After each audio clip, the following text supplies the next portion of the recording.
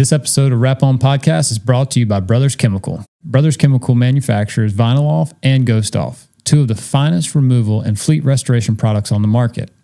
And they've just released their Adhesive Off Pro, a low evaporating, fast action glue remover that cuts through adhesive residue better than anything else on the market, saving you time and money on your next removal. Find Adhesive Off Pro at select retailers and online at brotherschemical.com. Use code WRAPON for free shipping on your first online order. That's brotherschemical.com. Also brought to you by Signburst Workstations, graphic design and rip computers for sign and vehicle wrap shops.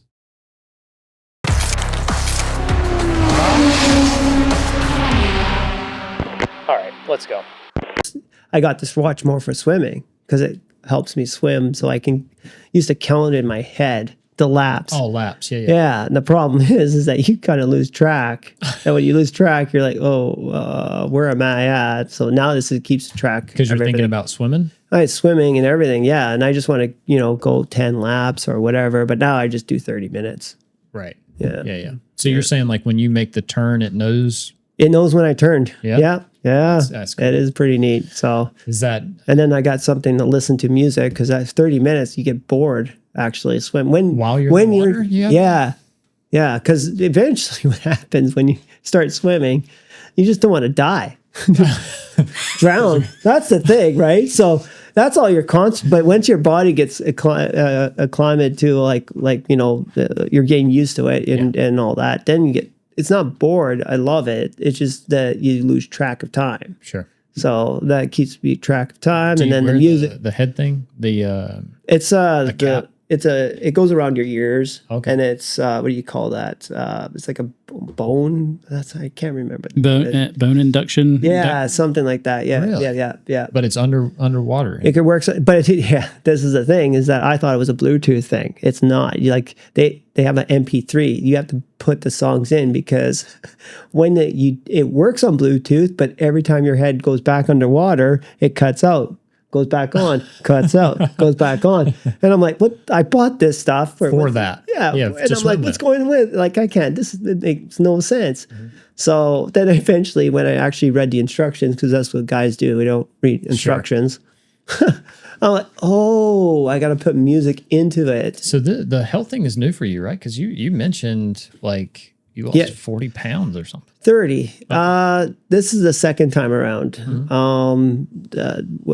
The first time is I went without sugar for 6 months. Got it. The problem is when you get introduced to sugar again, it's let's just say I looked like a little kid when I had chocolate all over my face. Like I'm like, oh my God, this is so good. And then eventually it just blew up. So now I taper and then So now I have some sugar, but I didn't feel good. And if you don't feel good and I want that energy for training, I had to get back into shape and get that energy back in me. It's funny because a lot of people think that, people do. People think that what we're training doesn't require a lot of energy. Oh, yeah. I don't know who thinks that. Well, and that's interesting because it does. Like you are tired by the end of the day. Like even when you're on the road and you train during the one-day trainings, 100%. By the end of the day, you don't want to do nothing. You get back in that hotel room, you fall asleep, you wake up at 10, and then you can't sleep again. But I say this a lot of times. Who has it worse? Like for the energy wise, is it the students or the trainer? Mm. And I felt both. Like, when's the last time you were a student? Like, I don't know if you remember that. I do. Like I wanted to get my window tinting certificate so I could be a trainer, right? Sure. But I've been window tinting forever. Sure. And PPF. So I went to that place. I can't think of the name now, but I went to see a trainer. His name was Ted Black, by the way. Really, he was good. I liked his style, and when I had but it's almost like taking in his style of training, tinting. I know it, but I knew I was testing. And now that I knew I was testing, it's like nerves kicked in. Sure. And when the nerves kicked in, now you're stressed out. Yep. So you got a lot of things as a student that you're kind of worried about. And I almost failed the window tinting class. Really?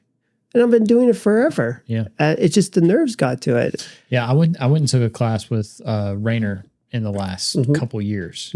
Well, I took a class with you too. Yeah. Yep. So it's not been that long for me either. Right. So you do remember it. 100%. Yeah. And it's a different kind of tired because you're getting hit with so much information, stress, because you want to pass a test afterwards. Well, and I've seen guys when they come in and take the class, like they're running and gunning. You know, they're doing one station, going to the next station, you know, so it's not like they're just sitting down, you know, and I guess that's what I mean is like, you know, I think there's a lot of people that have a goal of being a trainer long-term, right? They see the industry and it's like, they think, well, you've got to progress some way, right? Like there's got to be some sort of course of progression. And so, you know, if you were a designer, maybe you go into production, or if you're in production, maybe you go to design, or if you were in production, you go to install. But I've ran into other installers that are like, man, you got it made now. And it's like, I don't know. Like sometimes it's nice. Like I'm still fortunate enough to go out and do installs every once in a while where it's like, I don't really have to think about anything. No. Like I just show up and, you know, clean and stick and everybody loves me and everything's good and happy. And, you know, I don't really have to talk to and I like talking to people, don't get me wrong, but like, it's a different kind of work. I know you're talking to people because we're a podcast. Like that's true. No, especially after the day we had. Yeah, kidding. We right? can still talk. Oh, yeah. How do we even? Yeah, how do we have more information to talk about?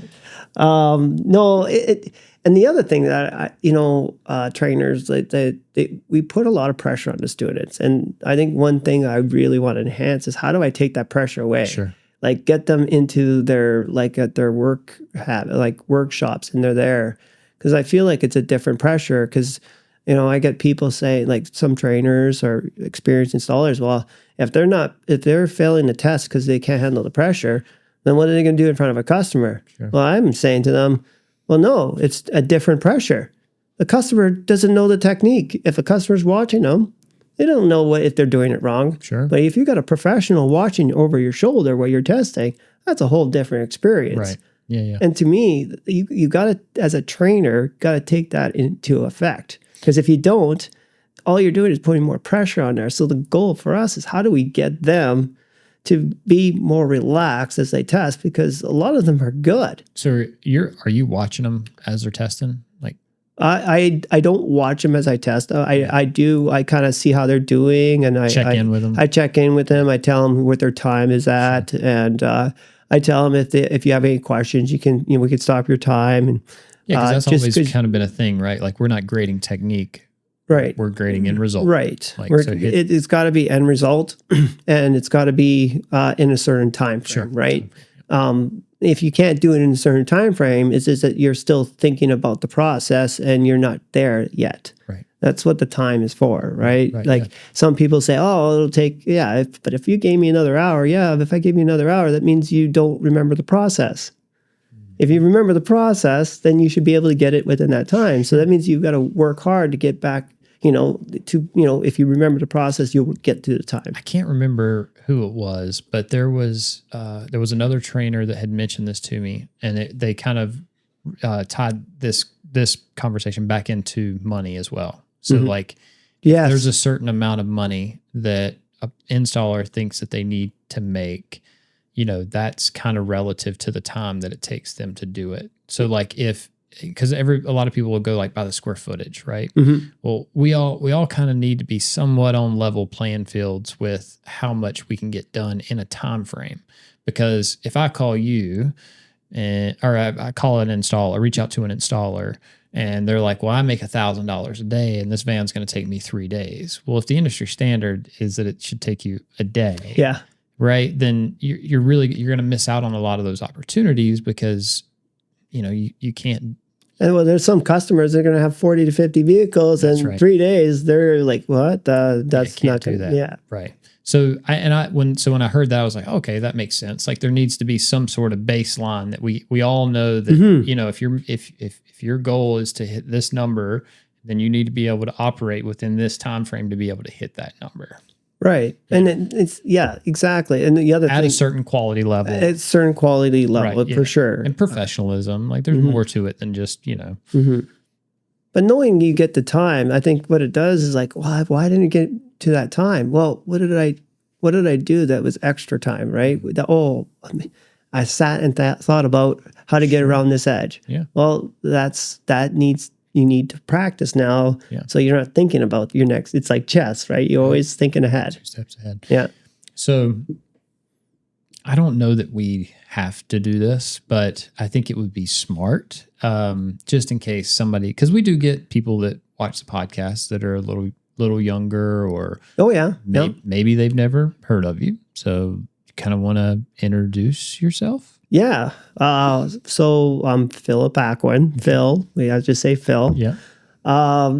I've been in the industry since I was 14, and I will say the date. So the date is back 1989 is when I started. So my dad, John Aquin, actually it's spelled Jean, so it's Jean. We're French. We're Frenchmen. Jean Aquin is what it is. Okay. So he was very crafty. Yep. He was very artistic. And, he had a scroll saw, which I saw in your shop, a little scroll, but we were cutting out letters. Okay. He was cutting out names for people's desks, hand cut it, draw it out, hand cut them. We also did mangers, for Christmas. So you would get some bark and trees and you would make these mangers. And then eventually, someone says, you want to make some cottage signs. So he would, my uncle owned a monument business. And what's a cottage sign? Cottage, it's your cottage. We went to the cottage. It tells your sign who lives at the cottage. So it was sandblasted signs. Oh. So my uncle owned like a monument business. So it would just be like your last name on the last name, maybe trees for like design again, right? Okay. And then there's one with a sunset. Like he made one with a sunset. I've seen them at the beach before, like beach houses. A lot of times they'll have and sometimes they'll name the house or something. It'll be like name the house for sure. Yeah. So that's that. So your dad was making those type of signs. Yes, and. So out of wood? He would get wood. He would laminate wood together. I can't remember the name of the wood, like pine or whatever. Yeah, right. Maple. Yeah, that came up today. But after you would have to cut it out, so it's sandblasted, and monument business. So my uncle had a plotter, and we cut out the rubber. There's rubber, right? And it was actually 3M rubber. You sprocket fed. And he would sandblast it, and then he would lay the template down and then just blast it off. And then that's what you get your sign. And and then eventually, I'm going to buy a plotter. So he bought a plotter, and then when he bought a plotter, he's like, well, we can make signs. Well, actually, make decals. Or in Canada, we say decals. Decals and decals. So same. I was just in Canada and I did a training. Yeah, and they say Z. Yeah, Z for sure. Yeah, is a thing. Yeah, and that's Z. Everybody. We were talking about a BRZ. BRZ. The car, it's a Subaru. Okay. Subaru BRZ, and so I said Subaru BRZ, and then Liam said, "Well, the BRZ." Yeah. And I thought he was kind of making a joke, right? So I laughed, and nobody else laughed. And then he said it like 2 or 3 more times, and I was like, I totally forgot that. ZZ thing, right? So I thought it was just being funny, but no, I remember even when I think I said Z on the phone the other day, just that, and then the person's like, "Excuse me," I'm like, "Oh, Z." So yeah, but anyways, no, that's okay, that's fine. Jeez, we're installers. We're gonna go off track. 100%. So my dad bought I think it's a GSP 10. It's a plotter that you buy fonts. Decals. That's what got us on the rabbit hole. Yeah. You guys wanted to make decals. Yeah. So, but we needed decals, not decals. Not decals. Yeah. Decals. Okay. Yeah. Really, if you spell it DECAL, that's decals. Decal should be with 2 E's. That's what I think. But anyways. Yeah. But But so going back, so he bought a guys in the racing industry would say decals. Oh, really? And I thought it was a joke. Kind of like the Z thing. I thought it was like a joke thing. I didn't know that people actually said it that way. Right. Like I thought so. Well, when I went training, I say decals by accident. Everybody thought I was swearing at them. Seriously, that's what I was like. Why are they not like? Why are they looking at me funny? Sure, weird. But it's yeah. I like when I hear those things. A lot of times, I think that people are joking. Like yeah, and then come to find out, no, it's a real thing. No, it's a real for sure. It's a real thing. It's a real thing. Yeah. So, okay. So bought the plotter. Bought the plotter. It's a plotter that you have to buy fonts. Yep. Gerber? It's a Gerber, Yeah, Gerber. GSP 15, I think, or 10. You plug them in, and you don't know. The only way you know what the font is from the book. Sure. Right? Because when you type it out, it's just green letters. Yeah, That's all it is, right? And then you hope, you have to put your kern, like how you turn, how it turns, and oh man, I just remember it was at that time, it was like cool. But now thinking back, well, that was a lot of work. Yeah. And every font was $250. So like you had to be like, when the customer wanted a special font out of this big thick book, well, that $250 was going on their bill. Yeah. Yeah. So, but that was, back in 1989. And then we went into the Gerber Edge, and then it got bigger and bigger. And so I was weeding. In fact, our first job that we got was for the Festival de Voyageurs. So that's a thing in Winnipeg. Okay. And it was a bunch of names on this monument things, like just of the people that have been around, and like history and stuff. It was all French, so I didn't speak French. My dad did, but he didn't proofread it. We had to get my aunts and uncles to come in and proofread it, but they were only a 1/4 inch small. That's like it. And so I would get out of my room, get to the weeding table after sleeping, and we would weed them, but we would have troubles weeding them. And my dad had a bright idea that every time he was done, he would put a curve around all the sharp edges. Sure. So that would help. Okay. Yep. Then the second thing is it's 15-inch rolls of film, like this small film. So that's what we're dealing with. Yeah. He threw it in the freezer. Mm-hmm. And then for 15 minutes, and then he took it out of the freezer, let it warm up. A little bit more brittle. So no, it shrunk a little. Oh. With the temperatures. And so then now we were able to weed them out faster because they were separated from the. Interesting. So he would put it in there after he cut them. Yeah, he would cut them, roll it up, put it in the freezer for 15 minutes, take it out, and it was we didn't have air conditioning at the time, and it was hot. Well, that was winter. No, it was before winter because we were getting set up for it. So, but I just remember it was hot in there, and that the temperature, the quick temperature would shrink the film just a little bit. I remember that. I just thought that was genius. So he's been a big part of your. Yes. Yeah, he still does it. He still owns it. It's Country Signs. He's 77 years old, and he still works all night. I remembered you saying that you were up there not long ago, and that you guys were doing a job together. Yeah. I say it's like a box truck or something. Yeah, I actually put it on Instagram. Yeah. We're working outside on we were working outside on a what do you call it? A garage door. We wanted graphics at a co-op, and again, my dad chose the right film. Like, he chose 175. Yeah. So 3M 175. But the one thing that's nice about that film is it takes a long time to get that thing hot so it conforms.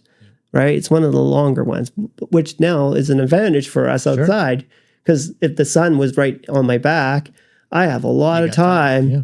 If I use, say, a 280, when the sun's on there, it would just melted, not melted, but it'd be very flimsy. Sure. So we had a film that took a little bit of time to heat up, which gave me time to put it on the garage door before it started to be all gummy. So he's he's evolved with the times. He's got printer, plotter, laminator, all the stuff. Yes. Yeah. And so he's still doing his thing. He's still doing his thing. The thing I always say to people, and it is funny, My dad has a way of designing, right? Okay. He calls it the football layout, where you start off small, go wide, and then you come back in. Tailor it back in? Yeah. That's kinda cool. That's how he does things. And Yeah. but then they can both him and my brother Paul can draw as well. Shout out, Paul. Yeah, shout out Paul. Yeah.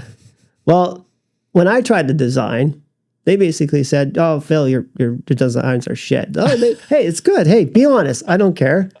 Well, for me, I kept on saying, okay, if you're going to keep calling my design shit, I'll just be a better installer than all you. Yeah. Okay. I'm very competitive. So, Sure. so that's what we did. So you always kind of lean towards the The install install side, versus the but design install also production side. When we were making 1,000 decal select decals, decals, yeah. thousands of caution ammonias. They're for all the ammonia tanks and stuff like that. And he still has that job to this day. It's such a good job. I figured out how to, because we had to weed them out. Okay. Once they're weeded, I was able to put it into the laminator, slow down the laminator, like to pre-mask it. So, but as it was coming out, I was cutting them up at the same time. So when it went through the laminator, I have already had all that sheet cut out. So I was trying to make it so that by the time it's done pre-masking, I had a couple cuts left and boom, 1,000 done. So I just recently went back to Lowen. It's been 15 years. Oh yeah. I just recently went back, and that's kind of their assembly line is like off the laminator, onto the plotter, onto the production table, weed, tape, and it's through there. So efficiency for you has been right from the beginning. Yeah, it's always been efficient. Yeah. And I was trying to train my brother back in the day. He would even say, "Phil, you're not a good trainer." Because it's true. Because I was impatient with him, right? Like, come on, you got to know this. And plus, as an installer, I think you can be the best installer. Training is a whole different thing. Like I was like when I started training for Knifeless and then into 3M, I think I was a terrible trainer. The reason for that is when I start doing demonstrations, and then there's a lot of quietness. You're just doing it. You're not saying anything. Students are just watching. That's uncomfortable, and I didn't like that. Sure. So that's where then, you start creating your own way of doing things, or you even talk to other trainers. Like I've, worked with other trainers, and I'm like, I'm taking those tips. I think they're good tips. Like I think we should share that 100%. if they're good, we should share, but make them your own. Yeah. Put your own little spin to it. For sure. Make your connections. Yeah. I agree. So you said a couple things in there. Yeah. We can't just blow right past those, right? We got to slow it down. No, just make sure, because it's we can't jump over the whole knifeless thing, right? Like that's a very important topic. I see the knifeless logo in the back. It's the old school. The old school knifeless tax systems. Oh my God. It just brings me back a lot of memories. It's funny when Josh was putting the jersey together, some of the logos are very distinct, and then some of them, like as Knifeless grew, they kind of got rid of the old school logo, and it was just knifeless tape, and you had the different lines, and so when we were doing this, we had to like go back in the archives to find like an actual logo. Yeah, and it was like, I can remember me and him talking about like, is it really worth like all the effort to try? It's a funny thing. My dad has it in his computer. That's funny. I could go find it today. Yeah. But now I'm pretty sure Josh had to redraw all that stuff. Oh, geez. That's not the easiest. No. Especially the gray fades and stuff like that. Yeah, because they're not like, they're all different. Yeah. And like even like the blue neon. Yeah. I don't know who designed that. I don't know where that was designed before I came in. They had their logo already done. So at what point, so you're working with your dad at the sign shop. Yep. You're doing that, and you were young. At that time, no. So from 14 to... so 2011, I don't know what that was, how old I was then. I don't know, say 30-something, 30s. Okay. Yeah. So you cut your teeth. Like it wasn't like just a quick hop from, you had some time in the field. Oh, sure. Yeah, for sure. Especially pinstriping. Really? So I was a pinstripe. I pinstriped, not painted pinstripe. That's an art in itself. Yeah. But I pinstriped. I went to the local dealerships, and did my 2-line pinstripe. Yeah. Pinline trucks, and did the little doodad in the front, stuff like that. So I kind of knew how to do pinstriping. And the funniest thing is, I didn't just work for my dad. I worked for another company called Autostripe in Winnipeg. And Willie, his name was Willie Kwan. I talked to him. Actually, I trained his guys in PPF, full circle there. But he said, okay, Phil, we've got a 53-foot trailer. I want you to make this the straightest stripe possible. He did this on purpose, by the way. And it's like, okay, make it straight. Well, I'm making a mark every foot, right? I'm gonna make this the straightest stripe that he's seen, right? Sure. So I make it a foot. I'm like, yeah, this is going. He said, okay, Phil, stand back. Stand back. I'm like, what? And he says, okay, this is how you're gonna be doing it. Mark it every 12 feet because it's a 53-foot trailer. And then how you stop in the middle. Mm-hmm. You put your finger in the middle, you pull it back a little bit, and then give it some tension, how you hold it. And I'm like, why didn't you just tell me that in the first? You got to make the mistake. Yeah, so I just remember that. So, but anyways, that was before. I also did window tinting before knifeless. There's a lot of things I did before. I did PPF before knifeless. Really? But if we get into the knifeless, the story is they had a prototype out there. And they were trying to get it into one of the distributors like Fellers. Okay.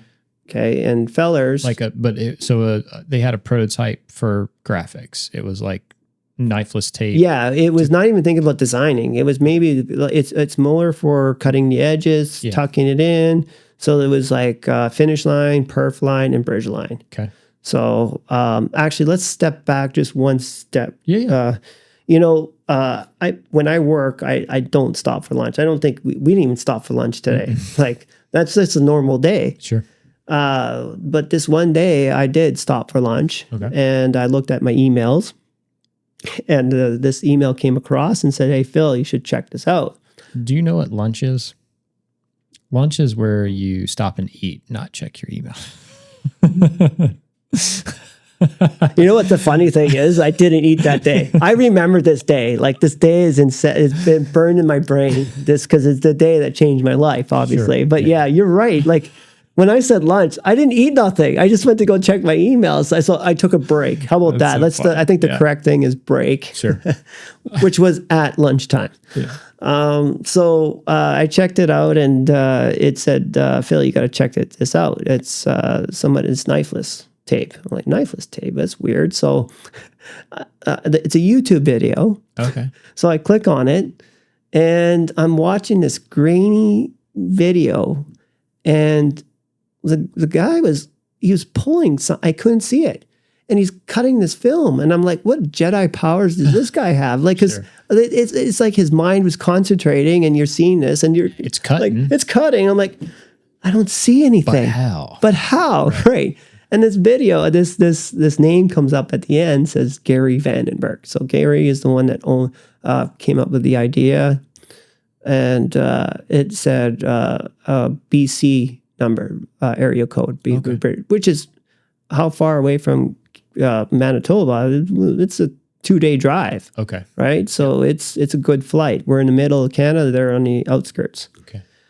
Well, the thing is with Gary Vandenberg is a name that I knew all my life. Well, my beginning, because I used to watch a guy named Gary Vandenberg play on a curling team. That's a world championship curling team in Manitoba, Winnipeg. Okay. But Vandenberg is actually it's a popular name. Okay. So again, very well could have been two different people. So I didn't even think about it, right? Yeah. And so, anyways, I called a number, and I said, "Hey, I saw your video on YouTube." Mm-hmm. Oh my God, he was swearing. He was like, "Oh, like after, like why is that?" Like it was one of those things. Like the video should never have been on. Sure. Right? Because he's still trying to get his patent. I was just wondering if we could pull it up. I was wondering if it was still out there. That's where my it's not. Probably not. No, right? Because what happened after he calmed down and we started talking, and I find out that his salesperson and his engineers from Winnipeg are like, whoa, that's crazy. So the product was actually being made Some of it, I think the prototypes or whatever was made, what I got was made in Winnipeg, I believe. Really? That part I don't know where they came from. Sure. I think some of them were handmade at the time. I don't know if the machine was in, like this, it's not out in the market is what it was. The machine or the nothing, tape? none of the tape, right? So I get off the phone. My dad comes back from an actual lunch. And then So he eats. That's good. yeah, he was eating. Good dad. And then I said, Dad, you got to come and take a look at this. Yep. This is about 15 minutes after I hung up the phone with Gary. Well, the video was never to be seen again. Oh, yeah. I'm sure. Pull it down as quick as they could because Right. somebody sees it. Yeah. Well, what happens if somebody else would have called that number? Oh, yeah. Sure. Yeah, you would have never... I wouldn't be talking to you today. Do you remember where the email came from? Yes, it was actually a company that was selling, I can't think of the name right now. It's a printing company in Winnipeg that was selling printers. Okay. I can't think of it. And I think it was Roland printers that they were selling at the time. You just had a friend over there that forwarded it to you or something? Yeah. I don't talk to them very much either, but for some reason they connected it. It was the strangest thing. Yeah. Well, here's the thing that maybe, me not seeing that video, there might have been another option with Knifeless. And what I mean about that is another way it could. Another way that same day. Okay. So that same day, it was in January. I remember it's the week of the 20th. I just can't remember exact date. But my brothers and I, we curl, throw the rocks, hurry hard, right? Yeah. Sweep hard, harder. And so we were in a bonspiel. We call it tournament or bonspiel, and there's 800 teams in this bonspiel. So and you're playing in different. We call it rinks, like arenas, rinks in Winnipeg. But there's 10 different ones. And the first game the first person we were playing against is a guy named Jerry Vandenberg. Okay. Again, I'm just this is the same day I talked to Gary. Yeah. That's clueless, right? So my brothers and I get on the ice and we beat them bad. Well, usually when you beat them bad, like we call them ends, we were off in 4 ends, I believe. And that means it was just maybe an hour long, the game. There should be 2 hours. Oh, okay. So usually when that happens, you go upstairs and you buy the losing team a drink. Okay. So we go upstairs. It's like the most Canadian thing. Yeah, ever. Totally. Yeah. Have some beer afterwards. No, we just beat you. Yeah. The least we can do is buy you some drinks. Yeah. We got for sure. We got to make up for this. And we beat you bad. So we were off pretty fast. We were the first ones off the ice. So we get upstairs and they're talking to us. And see, we're not from Winnipeg. We're from Eli, Manitoba. It's a small little town outside Winnipeg. Okay. And a fun fact, if you ever Googled the strongest tornado that ever hit Eli or hit Canada, Eli, it would be Eli. So Eli would pop up. It was an F5 in 2017. Wow. Okay. Not 2017. Sorry. 2009. Oh, my daughter's going to kill me on this one. But never mind. We'll go back to that later. Anyways, so Eli, small town. Yeah. Okay. And so 07. 07. You can actually pull up the tornado. We could talk about that. And I forgot you guys could do that. And just so we're clear, I would never type it the way that you said to type it into Google. I would say strongest Canadian tornado. Strongest Canadian tornado. And did it actually say Eli? Uh-huh. Yeah. See? Yeah. But there's a story on that. We'll have to talk about that after. But anyways, going back, they go, Eli. Do you guys have a sign company out in Eli? And we're like, well, yeah, we own a sign company in Eli. They go, is there 2 sign companies? There's only 200 people in this town. There's not 2 sign companies. Then the guy goes, did anyone talk to a Gary today? They're like, that would be me. Oh, that's my brother. That has all happened in one day. It's the wildest thing. So, like, at first I kept on saying that if this video was off and I never seen the video, I feel like my second chance, because we would have beat those guys still. We would have went upstairs. They would have found we're a sign company. And guess what? They're looking for people to try out their tape. Maybe. Maybe. Who knows? I mean, but at that point, you had already talked to him. So there was like a for sure, like Right. you knew that, like the chances of that conversation happening of like, wait a second, because they might not have wanted anybody to know about it. Right. They would probably never have said Eli. They never said, oh, yeah. That's right. So to me, that video, me answering that email and seeing that video and calling, or even calling them. Or taking a break. You're taking a break. Not lunch, break. It changed my life. Yeah. Right there. Because what happened is he was telling us a story at Curling that they were at Feller's the week before. And Feller's liked the tape. They did. The thing is, they couldn't start it. Like, they were using their knife. They were using their tape. They said they were taking their finger. Frank Feller's, Frank just liked it. He says, you know what? People are just not going to use the tape, because if it takes this long to get the filament out, they're just going to put it on their shelf and it'll never be seen. So they weren't really interested in it. Do you agree with that? You know what? I say Gary's a very determined person. And I think he, eventually they would have figured something out, or he would have made, he's very... Because hindsight, it's like, well, duh, that's how you do it. Well... It's simple. It's how you started today? Yeah. Yeah. Well, what happened after? So now he's getting now they're really interested when we talk to them at Curling. So that really helped. And that almost sped up the thing, because I feel like a couple days after, I think it's the week after, they came to my shop. Not Gary. I haven't met Gary yet. In fact, at the Curling thing, I said, is that the same Gary Vandenberg I watched growing up? He said, yeah, that's the same one. I'm like, when did he move to BC? I thought he's a Manitoba guy. And why aren't his brothers better at curling? Yeah.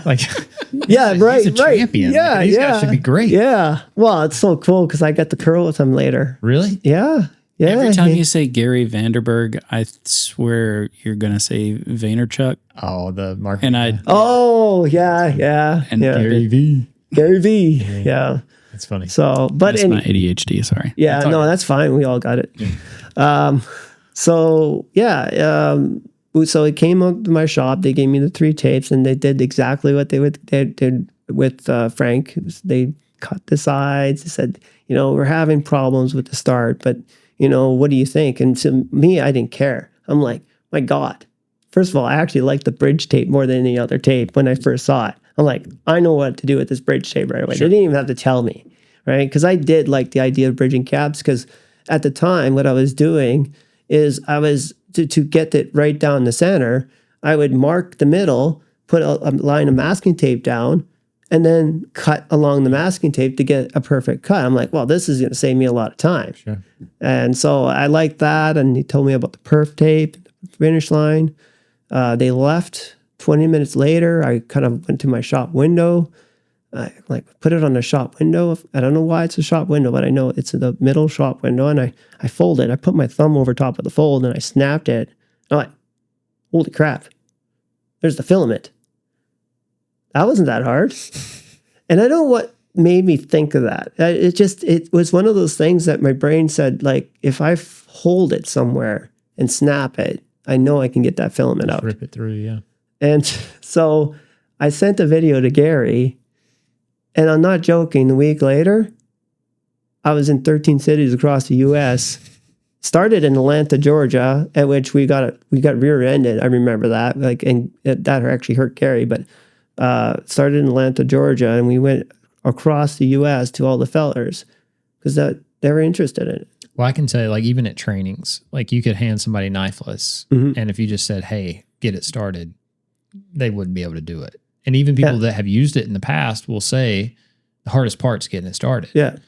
But once you show them, it's not, like you said, it seems so simple, but it's not just intuitive that you get a roll in your hand and it's how do you get the filament? How do you get your filament out? Do all kinds of crazy stuff. Yeah. So snip it, cut it, pull it, whatever. You use your teeth, but because it solves the problem. So it's whatever the pain is on the front end doesn't matter. I'm going to get it out one way or another, but making it to where you can was a big deal.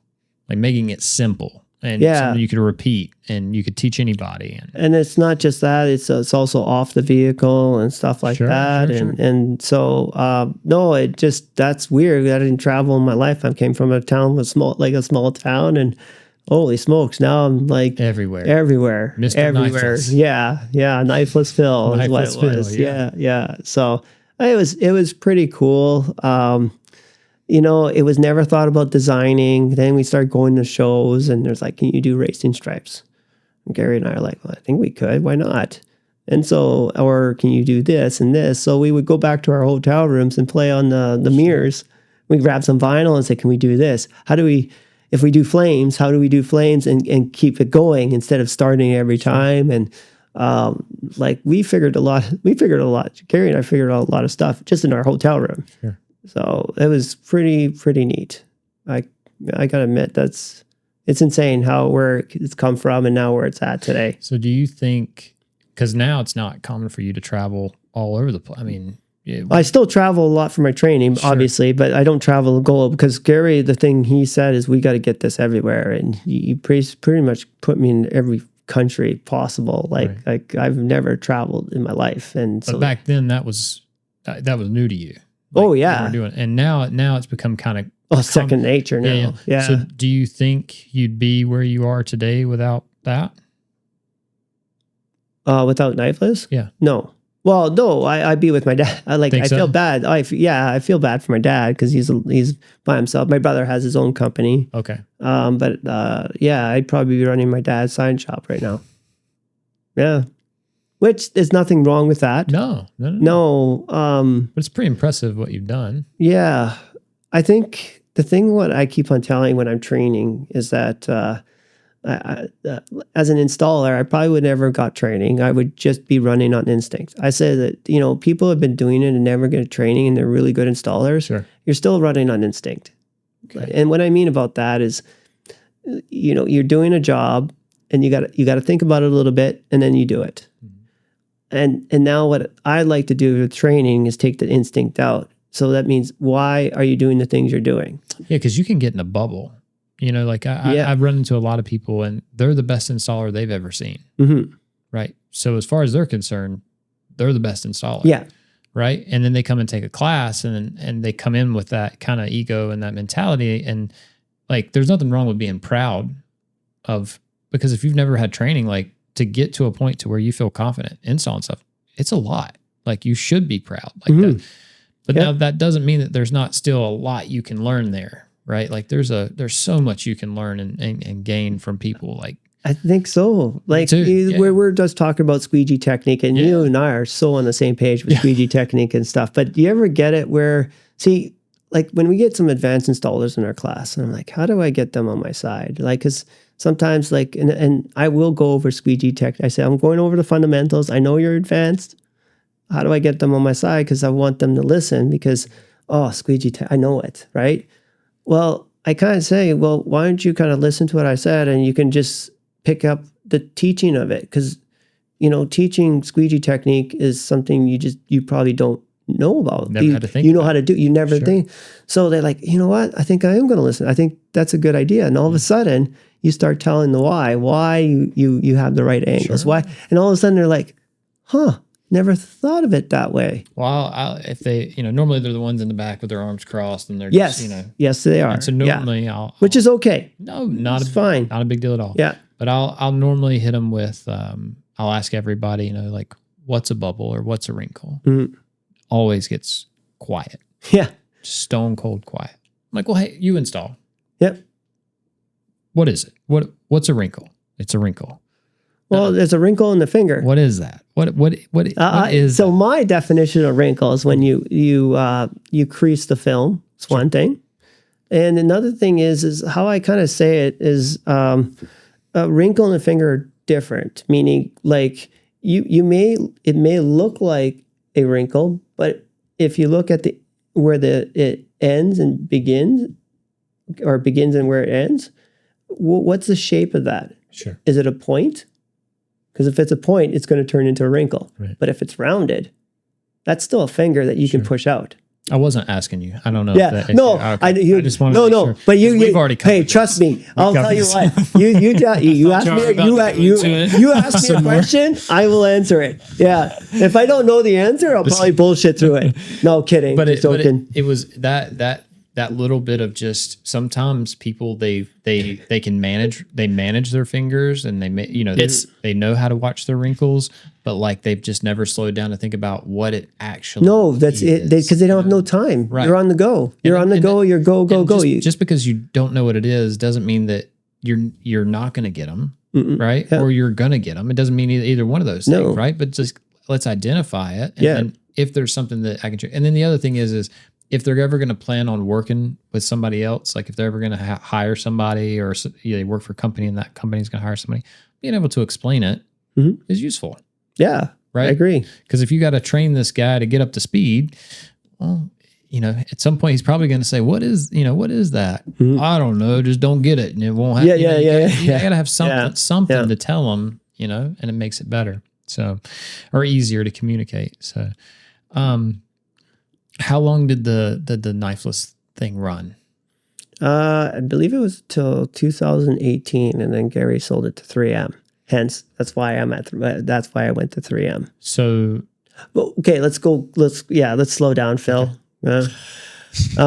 So SEMA was a big part, a lot of the shows, right? And we were in shows with Hexus, and I don't think we ever was with Avery. I think then it's because they had Justin. And so I know we had our tape there, and Gary and Justin got along, right? So they talked, and Gary would give him tape and stuff. And but I think it was one year we started, 3M was interested. Actually, the year they were interested is when I went to go get my 3M preferred status at 3M. You remember what year it was? Yeah, I think it was 2012 it was 2011. Sorry, it was 2011. Josh, see if you can pull up my Facebook and go back to SEMA 2012. 2011. Actually, it'd be 2011. It'll be way back on my Facebook. Facebook, huh? Facebook. Yeah. How am I not? Wow, man. That'd be weird. Okay. Well, while you do that.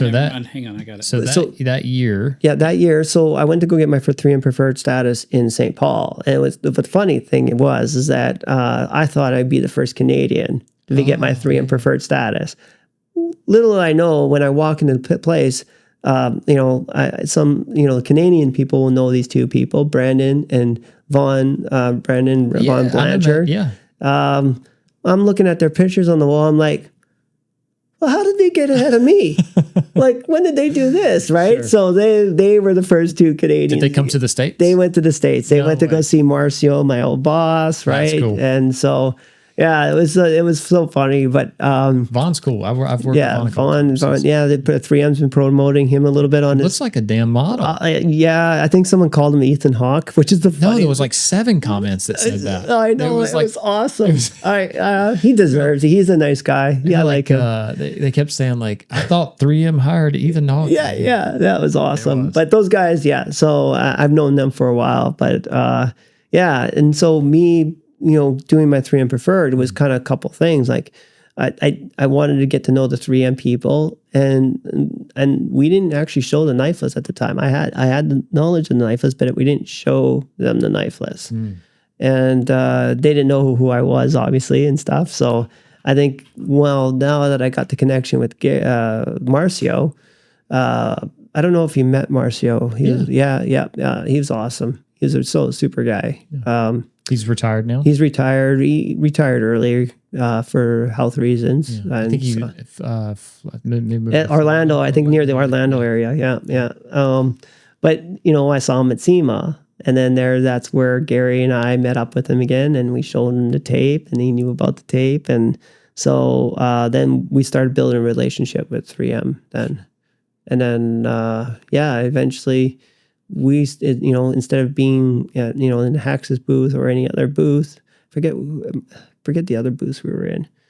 But then 3M started using me, and Gary would just pay my way there, right? And 3M didn't have to pay nothing. He says, hey, Phil will be in your booth. Because Gary knew that if you can just get knifeless into 3M everywhere, that's why it's SEMA. like SEMA, but SEMA. also like, we went to Germany, right? Germany was the first place I saw a pre-stretched on a bumper. A guy named Jürgen Eid. Jürgen, shout out if he's ever watching that. He's a great guy. It was so funny because the German people, they're so precise. Like they even measured the stretch of the, like it was so crazy. But when I first saw the pre-stretch down there, I was like blown away. I'm like, man, I would never have got that, here. Like eventually you would get it, but like it changed the way I do bumpers and stuff like that. So we went, but trying to convince people how to use knifeless. I'm good with a knife. I'm good. I'm like, oh man, how are we going to convince these people that are very good with a knife to use knifeless? And as I was watching them, it was very interesting. They were putting tape down already to cut on top of the tape. Yeah, fine line, right? That's how we used to do it. Well, they were using masking tape. Oh yeah, fine line and stuff like that. And I'm like, and I would do it both ways. I would put it down. I would lay the fine line down first, wrap to it, cut it. Yep. And then when I wrapped over it, I would put it back down so I had a perfect 1/4 inch seam where the two, if the two lines came together. Well, so I watched it and I'm like, okay, how about we not put tape down? Try this. Sure. Let's put the knifeless down first, right? And then, and then people started to see it, right? But we had to stop and watch them work. We couldn't just tell them what to do. Sure. So we did a lot of watching more than anything else. And then we kind of said, okay, maybe try it this way and try it that way. And it all fine. And everybody thinks it's just a cutting tape. I also say it helps you tuck the film. Like when you put knifeless around something that you wanted to tuck behind, well, leave the green carrier under it until you're ready to tuck. Because have you ever cut film and then you take the knifeless off, or say you cut on the fine line, or you actually cut near the paint and then you're starting to pick off the vinyl? Oh yeah. Well, that's a waste of time. And not only is it a waste of time, it's also stretching the film sometimes because you're trying to pick it off. But if you leave the green carrier under there and then you're picking the green carrier off as you're tucking, it saves you time. So knifeless is cutting tape. It also helps you tuck things behind as you're pulling the green carrier off. Yeah. So there's what am I looking for on Facebook? There was so in 2011, 2012, the UASG worked with 3M and allowed some of the people that were part of the UASG to come in and work the booth. I bet you Jody Frago was part of that one. Is it a picture or is it a video? It should. I wouldn't. So I think it's 2011. I bet you were in the Hexus booth though. Me? Oh, you? Okay, sorry. Wow, see, it's almost felt like everything was revolved around me here. Kidding. So you were at the UASG. No way. Yeah. So you were at SEMA? Yep. Wow. And so there's 2014. I think it should be 2011. I was since 2011. I've been at SEMA every year. Okay. So one of those years, yeah. So, but there should be a photo of me and Phil. Rutherford. Yes. Was there? Yes. That's that's a famous star. Like Yeah. He was not an installer or anything, but he was like a car guy. Yeah, that was at the 3M booth. Yep. There was a GTR. I'm starting to remember this now. I think the car was black. I want to say we wrapped it blue. It was probably a Batman emblem on the hood. Oh, geez. Be my guess. Yeah, that would have been me. What else? I'm trying to think of what else there was going on. This is an interesting little rabbit hole I've found myself in. Oh, well, we can get back to it after. Yeah, y'all just keep doing your thing. Don't get lost over there. Yeah. Right? My old Facebook is interesting, to say the least. But anyway, great. Now I'm going to be at night looking at your Facebook. Wow. Yeah, it is a rabbit hole. But no, I can remember that was I think I had probably seen you before then. But for sure, that was the first time that we had actually met in person, and it was at the time it was a pretty big deal. By that point, knifeless fill was a thing.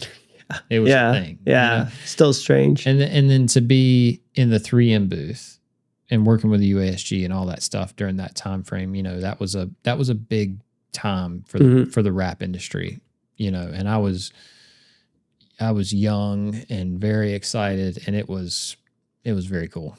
Yeah. Yeah. It is like it still is. Yeah, don't get me wrong. It's so weird that, you know, you grow up playing around with these films, and now you're part of the 3M system, right? Yeah.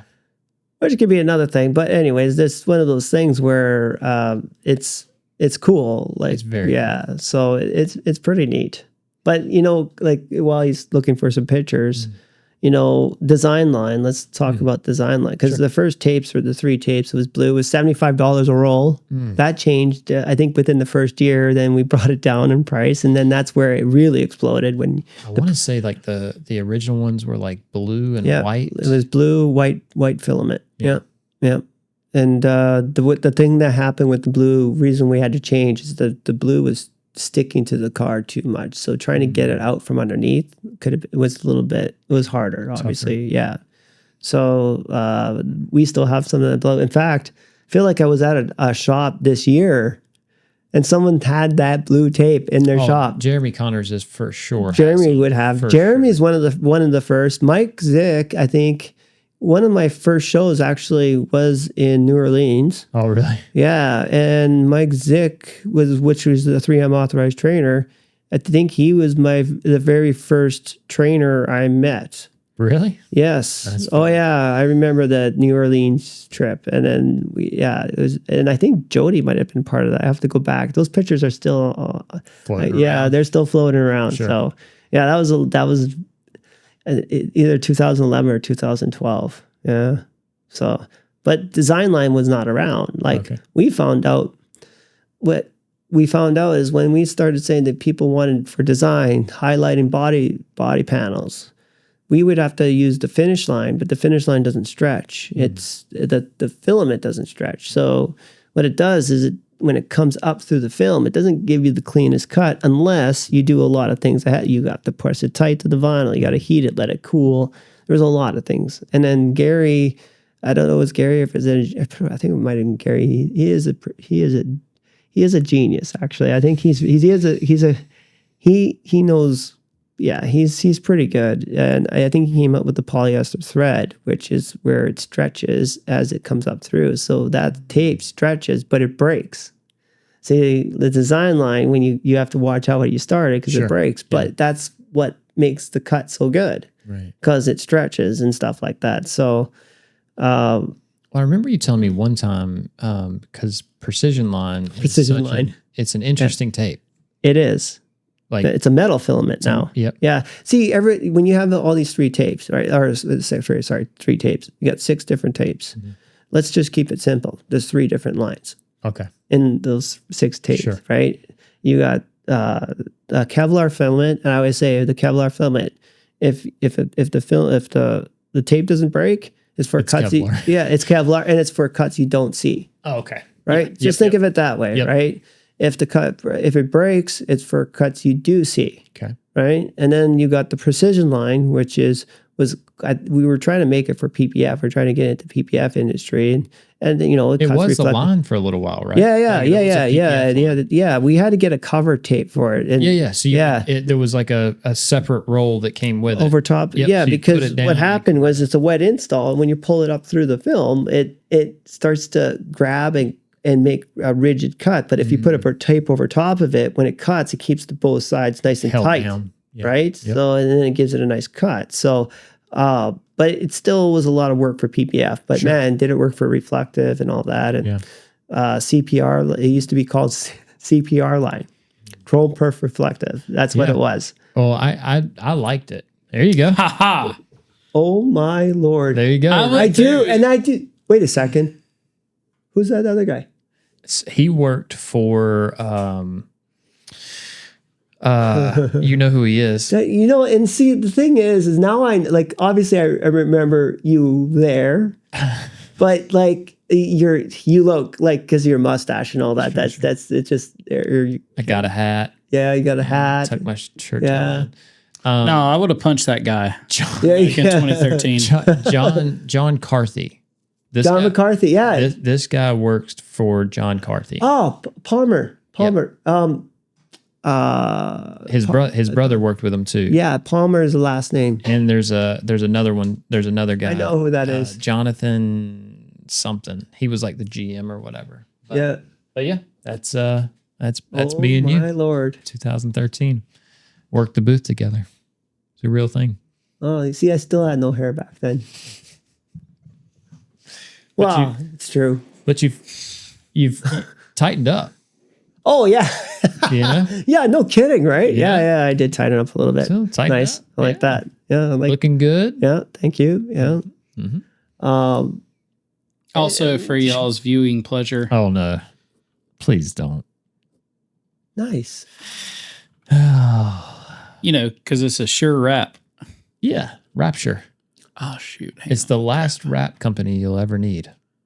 It won't let me. Rapture? Mm-hmm. It's a sure wrap. Yeah, It's a sure Rapture. Rapture. This is Cleo, Trent, and Chad Wayne. Look at all them cargo shorts. That's a whole lot of cargo shorts. We could hold everything. It's all different color shirts. It's very, yes, I like it. Yeah. Yeah. It's, there's a lot of people working on one panel. So I remember that day there were 4 trucks there, and they showed up, and we were doing it like assembly line style. Oh yeah, that makes sense. And they showed up and they said, "Hey, we got to have that truck now." So you had an assembly like. So we just all jumped on it and started pounding on it. Yep. Get you it guys done. weren't in your way. You guys, that's Get teamwork. it done, get it out. Yeah, Get it out the love door. it. That was from Maine to Miami, baby. Yeah. Whatever they needed. Running up and down the East Coast, sticking whatever, wherever, however. That same trip, I had the Tiger Tail, the big torch. Tiger torch. I call it Tiger torch. Yeah. The handle blew off. The Oh yeah. end of the handle blew off, and so the hose caught fire. And the guy that was with me threw the thing out into the parking lot. So I'm yelling, I'm like, cut it off. And he's looking at me and he was like, it's gonna blow up. I'm not cutting it off. Yeah. So the thing's just sitting there in the parking lot spinning around. So when people bring up like I don't even need insurance, I'm like, you probably need insurance. Probably, you're gonna wish that you had something in place, because there's a lot of stuff that the fire thing was where, I always sprayed my glove. Like we didn't have the Ghost glove at the time but I didn't use soap and water. I used IPA 70/30 and I added a little, because I didn't want to put a soapy solution on top of a film that I may have to overlap. Yeah. Because it already happened to me that I was using a soapy solution and my overlaps all failed. So I'm like, screw that. So you get that motion. I'm spraying my glove, but then I'm working on a trailer wrap. Grab a torch. I grabbed a torch, right? And I have that muscle memory. And instead of I'm thinking it's my spray, well, my glove is wet. And I'm like, oh, my hand's on fire. And you could not get that sucker. My hand was getting hotter. I'm like, I can't get this off. And I'm like waving it around. And you could have a music. If it would have been so funny if someone caught that on video and we just had some sort of crazy music going. Yeah. You'd have been viral on TikTok. Holy man. But star. Exactly. Yeah, but those stories happen, right? Sure. So yeah, well, and look, I burnt myself 3 weeks ago from a glove. And that'll go away, but man, when you have from that, a glove? No, sorry, from a heat gun. I was gonna say that's some friction. Yeah. After it. But the thing is, when you get burned, everybody knows it. You're like, it's gonna go away, but man, it takes a long time. So now I got this on for a while. Yeah, I think I got another one somewhere. So what was the transition like, going from being knifeless fill to knifeless fill at 3M? It was good. So we were bought out by 3M in 2018, and luckily Winnipeg from St. Paul, Minneapolis, it's a 6.5 hour drive. I actually don't mind it at all. It's an easy drive. Sure. So it was different because now I'm not working on jobs anymore. Now I'm like doing more trainings and figuring out still working with like knifeless at 3M because there's still a transition going on at 3M. We had Rick Latta, who is one of our such a good guy, one of our sales guys that also stayed with us with 3M, was getting paid as a contractor, and he was helping with the transition, where the tape was being made and helping 3M out, coming to shows, how to sell it. So when you went to work for him, what was your job? Like, what were you there to do? Like run? I was running training classes. Like we came up with the first knifeless class. So knifeless, during knifeless, there was the knifeless accredited course. Yep. Every time I see Jeremy Connors, he reminds me that he has an accreditation that I don't. I remember, I don't know if it was Carlos or I forget, someone had 007. Which was the awesome thing. It might have been Carlos. Yeah. So because we had him numbered and all that. 007. That's cool. I think it was Carlos, Bully. I was there. I think it was the first one. Then Jim Miller. Yeah. All the guys, right? Sure. I think Darren Miracle. Was another one. Makes sense. Yeah, and it might have been Kevin Kemp. You're showing your age a little bit. Maybe it wasn't. I mean, them guys. Kidding. I mean, that's you pretty much that's like. Oh, I know. The nursing home. That's what no, I'm just kidding. Yeah, I know. That's the next stage for me. That's. But yeah, no, that was a long time ago. But then what happened was that, but I helped build that the knifeless class. But the funny thing is, I'm like, during the class was hilarious. I didn't think there was enough stations. And so we had a racing stripe station, but then someone asked me, well, can you make the racing stripes where it comes into a point? So we call it the rally stripe station. Okay. Right? And I'm like, yeah, we can do that. Marcio, can you take it over to class? I got to go somewhere. So I go back and there I am trying to figure out how to do the rally stripe during the class.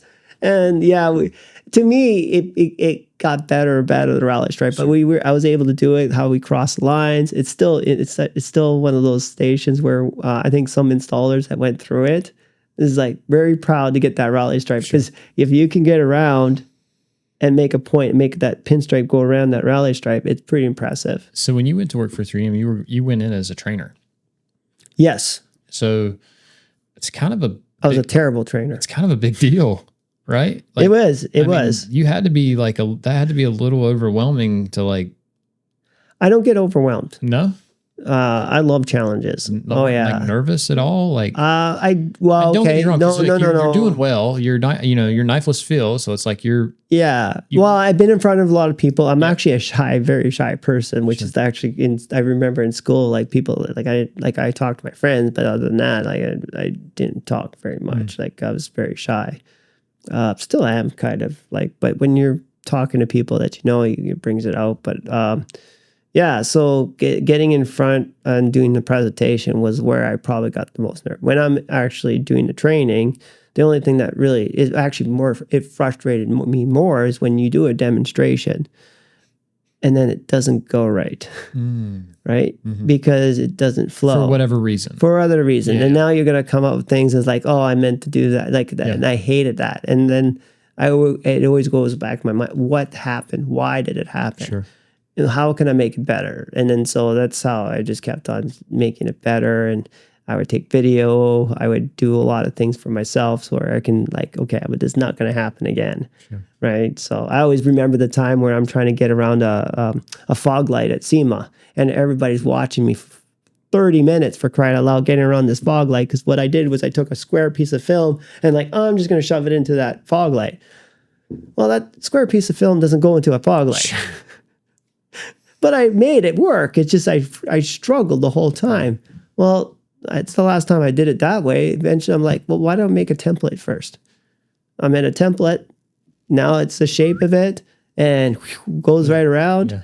right? And now I can demonstrate. So I had to get through the growing pains being a trainer because But you're saying you like that. You like. Oh, I loved it. Yeah, Oh, you yeah, like the challenge. yeah. I just didn't like demonstrating and the students didn't get the full value. Yeah. Right. So they didn't know that. Students don't really know that. You just you know yourself. Oh, 100%. When something happens, you're like, just go through it because there's a certain expectation that we kind of put on ourselves. Like when they leave, you want them to be able to get the most out of it they possibly can. Yeah. And and normally, like even with experience, like we all try to keep things in our back pocket to you pull them out, right? Like, and with experienced guys, you got to have those, and sometimes it's the dumbest stuff. You'll say something and they'll be like, just, that was worth the class. Yeah. Just knowing that right there was worth the class. Actually some of the little things is what some tips them over the top. And you're like, wow, okay, awesome. Yeah, man, I made it easy. Thank God. Yeah. Go in here and lay down. Yeah, I didn't see the rest of my mistakes. But that's having those is huge. But again, it's like that. For some people, it's a lot of pressure. Mm-hmm. It's a lot to take on. And so I was just curious. I don't know if I'd ever asked you that before about that whole coming into 3M. Well, it was awesome. Like, and Marcio was kind of a celebrity. Oh, Marcio was a celebrity. He even had his own bobblehead. Yeah. Do we have it here? No, I wish. I actually have a couple at home. Yeah. Yeah. But yeah, and he's such a good guy because one thing he said to me is that, Phil, you got to stop saying I, because like when you're at 3M and sometimes say we. Sure. You're together, you're working together. And so like, even how I present myself, like, Marcio helped with that. And, so yeah, no, like there was a lot of help over there. 3M, if you take and turn it upside down, it says we. Oh my God. Is the podcast done now? I told you got to have those little things in your back pocket that you can just. What's so funny? I'm looking for a 3M logo, and there's one right there, and I'm like, I turned it around in my head. That's what I did. I'm like, whoa, that's hilarious. I never knew that. Did you just come up with that? No. Okay. So that was your back pocket trick. Yeah. You gotta have those little. Yeah. No kidding. Well, going back to training, the thing now I start to think about is I want to train everybody. I want everybody to get a good experience, and you can't do that when you got different levels of people in one class, right? Sure. It's tough. It's tough. It is tough, but there's ways of doing it, and I incorporated my video camera a lot in my phone. Okay. Yeah, and I think the things, and we were talking about this, I figure I'm just going to shout it out right now, is that you do a demonstration. I really believe they're only getting 10% of what you say. Yeah. And that's okay. That's why I think you got to keep those demonstrations short as much as you can. You can explain it. Yep. Right?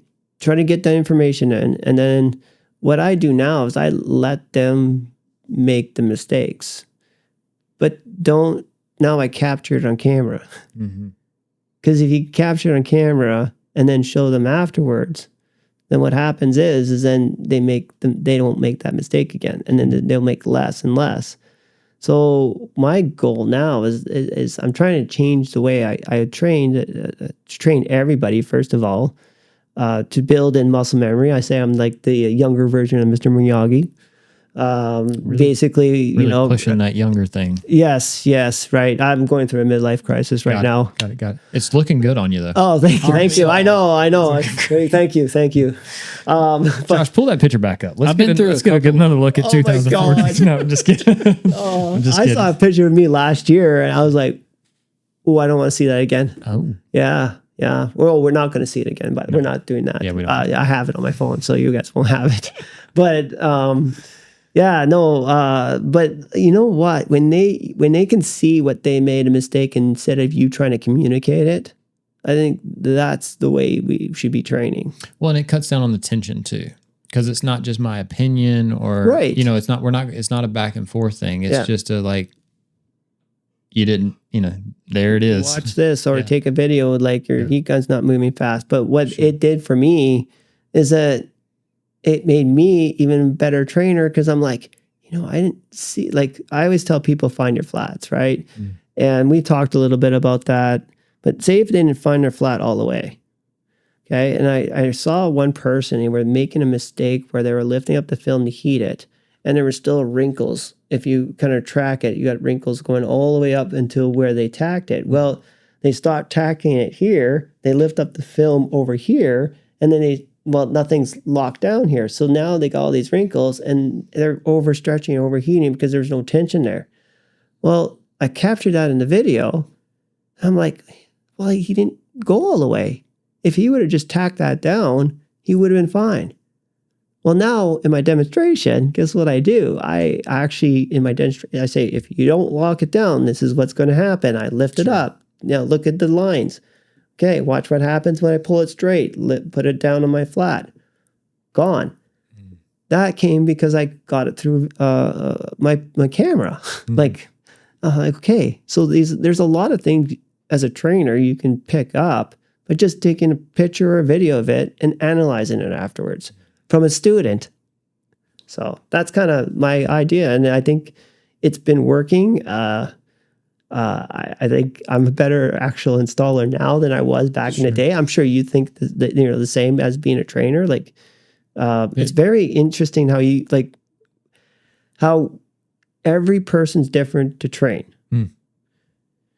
And you want to train everybody. And some things like, can everybody be trained? And I'm like, man, like maybe there's a couple people that just, it won't work, right? Sure. But man, you give it that try. Well, what happens if you do get through that person? Sure. Well, guess what happens? Now that's a training style that can work for that group of people. So it's definitely challenging. When you walk into a room of, 6 students, 10 students, whatever, they're all different.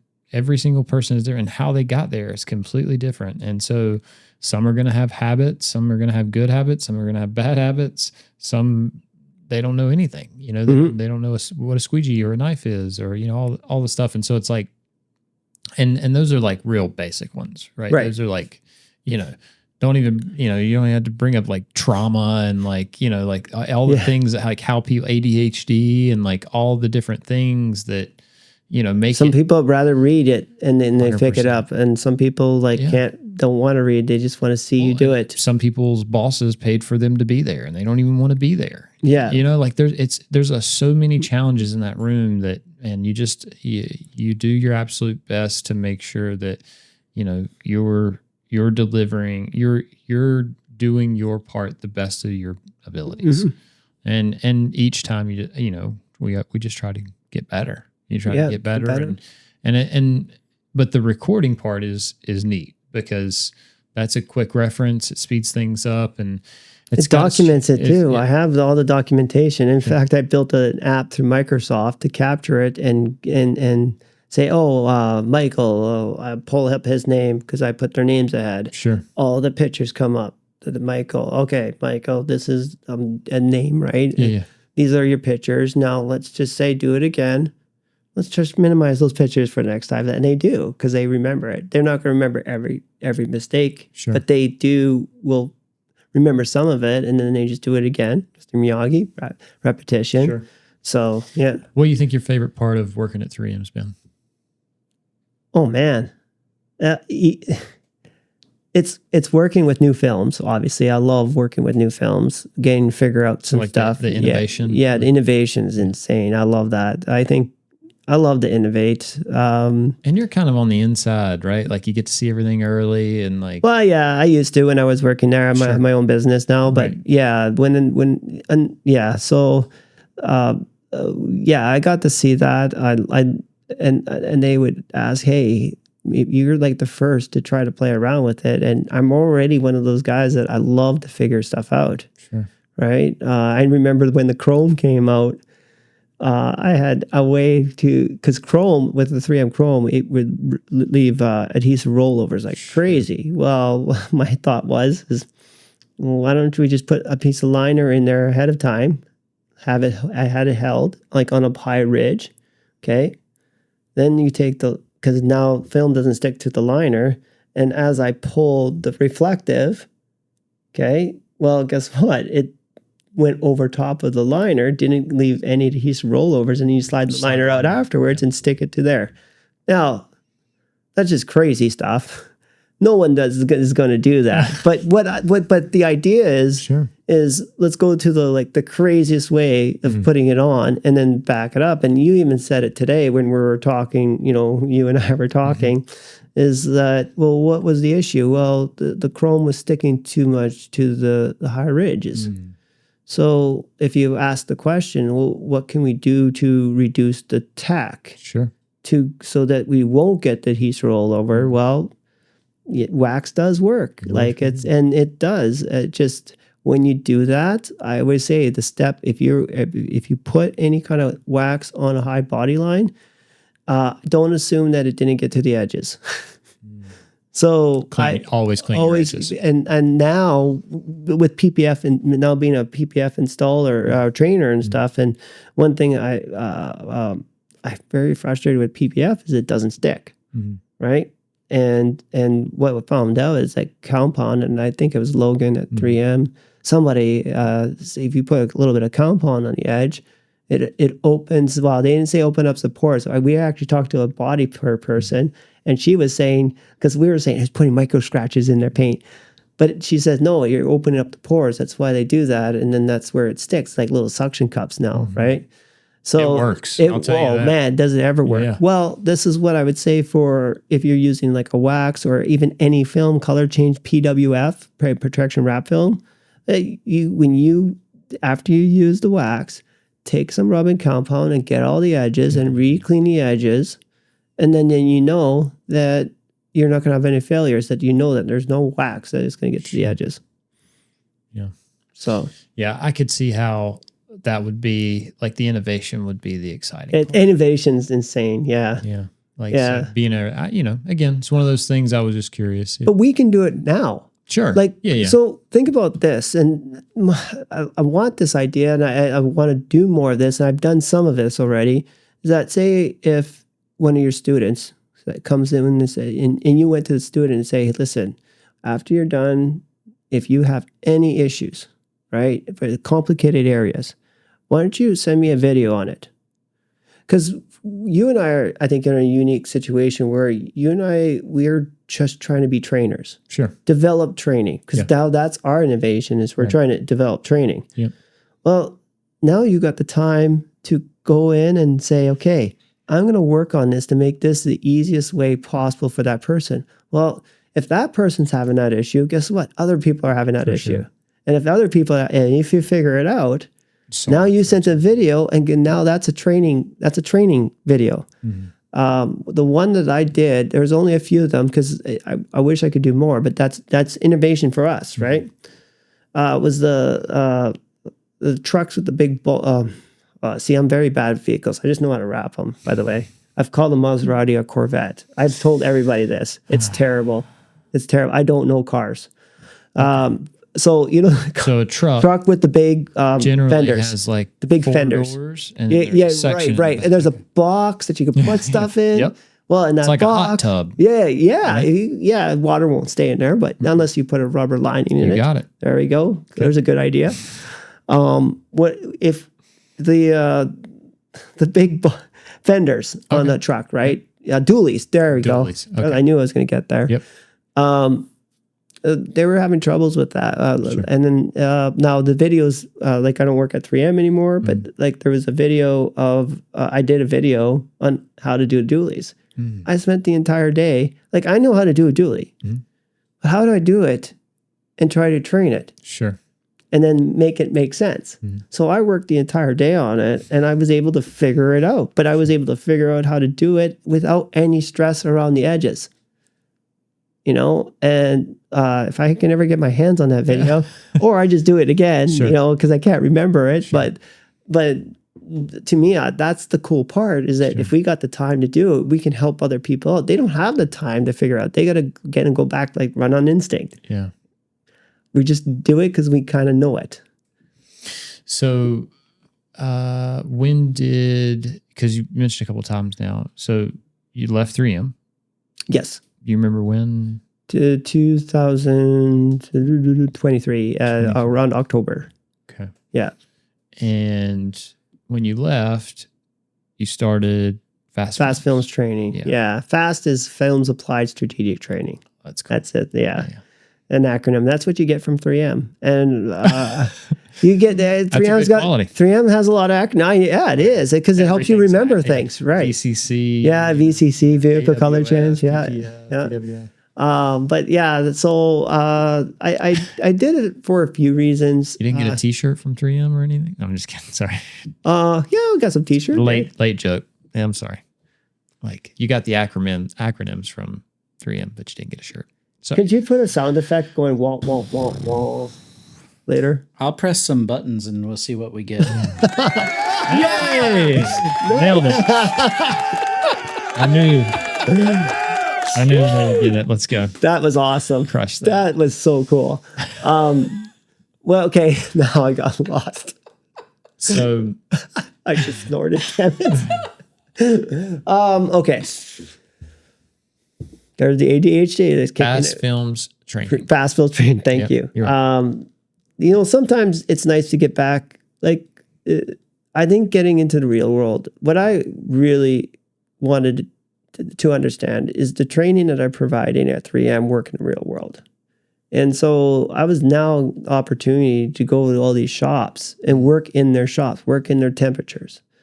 And I got to see that some didn't, some did. And now I actually think I've even become an even better trainer. Sure.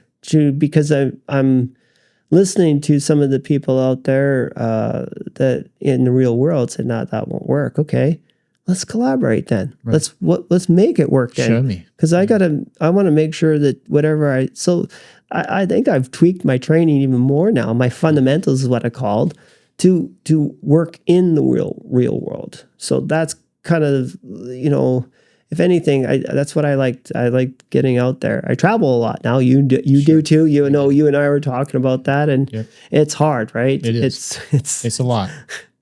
It's a lot. I always say if you can blink your eyes and you're at training, and blink your eyes and get back home, be great. That'd be awesome. It'd be great. Yeah. It just don't work that way. Yeah. Yeah, it's kind of nice to go into an imaginary world where you can. Yeah.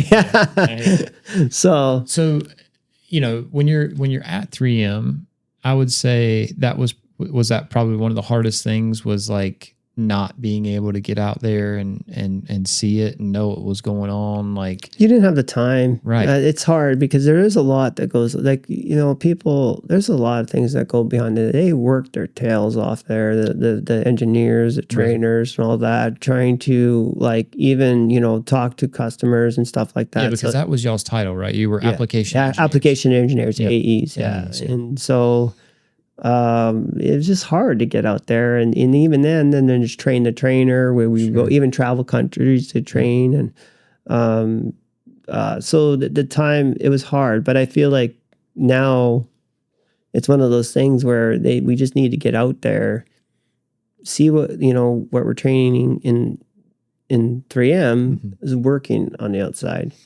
So you got out there, tweaked some trainings, and started working on the website.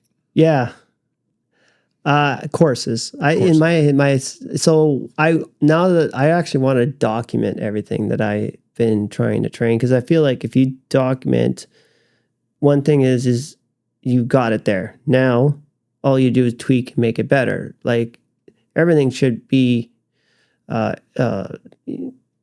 everything in that video, in the videos that I created, should always last a long time. It's just then if you keep tweaking them and just replacing some parts of the video that you've made better. Yeah, film changes over time. Film changes over time, but you find a better way of explaining it to students, right? So that's another thing. Like, even trying to describe visually, like, what you're trying to do, right? So there's other video training platforms out there. What makes yours different? What makes mine different is first, I got a path, meaning if you take the videos in this order, it's it's like, okay, here, learn about the film first, right? Like what's control tech, what's comply, right? Let's do that first, because that comes in play after. Yep. And then it goes to cleaning, right? Then it goes to tools. Like, there's a path for the student so that when it goes in there, they're not like, where do I go? Sure. Right? Yeah. And then it's like getting on YouTube, right? Like you can type in how to wrap a car, but you're going to get all these different things. What mine is trying to do is trying to make it so it's a little bit easier to follow. Sure. And it's more just the fundamentals. Like they say there's 1,000 different ways to wrap a car. Sure. Yeah, okay. I get that. But what happened? Well, maybe there's a way that here's the most efficient way to wrap a car. Right, yeah. Right? I always make the joke, I can say, yeah, you could put it on with a hammer. Yeah. But there's probably a better way, right? Right, like we probably come up with something that makes a little bit more sense. But now if we document it and even collaborate, like some of the stuff I have in there, like came from Adam Sumner, Raphael, right? There's a lot of things in this video that it's not just me that, it's me just listening and seeing what other trainers are doing, and I put it together. And then there's some of my ideas in there. You hear that, Josh? You hear that? Oh, yeah. Yep. Yep. I said him. That's right. He said me. Yeah. So I'm in there. But here's how proud of it too. Yeah. Now here's how I did the videos. Okay. Can I get that clap button one more time? Ha, yes. Whatever. Wrong. Sorry, wrong one. Yeah, I hear you. That's a good one. So it's hard. So how I produced the videos is I had somebody who did what the? Is that a horse? You step on a horse over there? What are you doing? A pin scraped up against the microphone. That was a weird sound. I can do I have a Sony A1, just like you guys have Sony cameras, which is so cool to see. Yeah. But here, I think my thing's falling off here. I had somebody record it because I didn't want to take the chance, and I wanted to make sure every video was good and I wasn't redoing them. So I hired somebody from Toronto, and they brought 3 cameras. So everything I shot was with 3 cameras. Okay. He helped with the video editing, but we worked together, I found somebody who can work with me. Like he came to my place and we worked on the videos together. That's cool. It took 6 months. Jeez. But it took me a while. But how it worked out was that, see, I don't build a script. I already know my training. So if you watch these videos, it's my training. Basically I say a lot of the same things in the videos that I do in person. Sure. Right. And so that makes sense. Yeah. So I make train it the way you train it. Right. Makes sense. So I don't need a script. I just need to reenact what the lessons. Sure. Once I'm done the videos and I got it edited to where I wanted, then I sit down and I watch and I write the script again. Reason for that is like, I know I say this already. That's how I did this, right? It was all in my head. But now I'm seeing things that I've never seen. Like I'm like, oh, look what my elbow's doing. Or like, look at where the film's moving, right? And then I jot those things down. And then I'm like, okay, we're going to use that later. So once I get the script going, and I would now record it, I would voice it over. And I voiced it over. I matched it up to the video. And then the last step was all the line work. I now wanted to sit down in a chair and think, when I watch these videos, the beginner student, the person that's actually watching the video, what are they seeing? Right. And so then now I'm drawing and I'm putting graphics in the thing where, okay, like when I do a squeegee technique where I talk about friction, get rid of friction. So I have one where a squeegee is dry. You're dragging the squeegee and I said, don't look at squeegee. I circle over here. Yeah. Look what's happening. The film's starting to move over here when you're squeegeeing over here. Did we get Josh? Yeah, Josh. Actually, you can actually pull that video up. Let's do it. I'm watching one right now. Do you want some popcorn? Because I think it works best when you're a little popcorn. They're learning how to rap. All right. So how do I? Let's see here. Let's see here. So I'm on. It's on one of your Google. Yeah. All right. Let's go. Oh, there it is. Yeah. Okay, so this is This is what the course looks like. So if you go to squeegee technique, let's say that one there, and see, I got angle, direction, pressure. Then I do two. What do you call it? Actually, only one's up there because I gotta fix that. I have two practice things they got to do. So I got parallel tack lines, and I got something called squeegee confidence. Okay, keep going below. Where? Oh, pressure. Sorry, go back up. So go to squeegee pressure. So if you click on that video, okay, see, you can already, so if you push play, okay, how long is the video? 2 minutes. Now that we covered the angle and direction, let's focus on pressure, another crucial aspect of the squeegee technique. Okay. Here, we'll take a closer look at the So this is from the inside of the window, by the way. Squeegee is applied. So I'm not putting any When pressure. applying film, inconsistent pressure prevents the adhesive from bonding properly to the surface. The silvering you see represents areas where the adhesive hasn't fully adhered, indicating an inconsistent bond. where'd you shoot it? Where was In it? my dad's shop. You'll see me Okay, draw cool. circles on the So they see I'm putting an arrow because I want to make sure they see the circles. Pressure is essential. That's telling you that the adhesion, there's not If the right amount of adhesion. pressure had been applied from the start, those circles wouldn't appear at all. Sure. This demonstrates how applying consistent pressure ensures the film bonds perfectly, eliminating weak spots. This is so and cool, by the way, Josh. What'd you I'm sorry, this is neat. By applying firm pressure, what you push it at what'd your controlled dad think about this while you were working on this for 6 months? I'll be honest. Like, there's a window back there, and there's sometimes we're like, oh, he's in the shot. Yeah.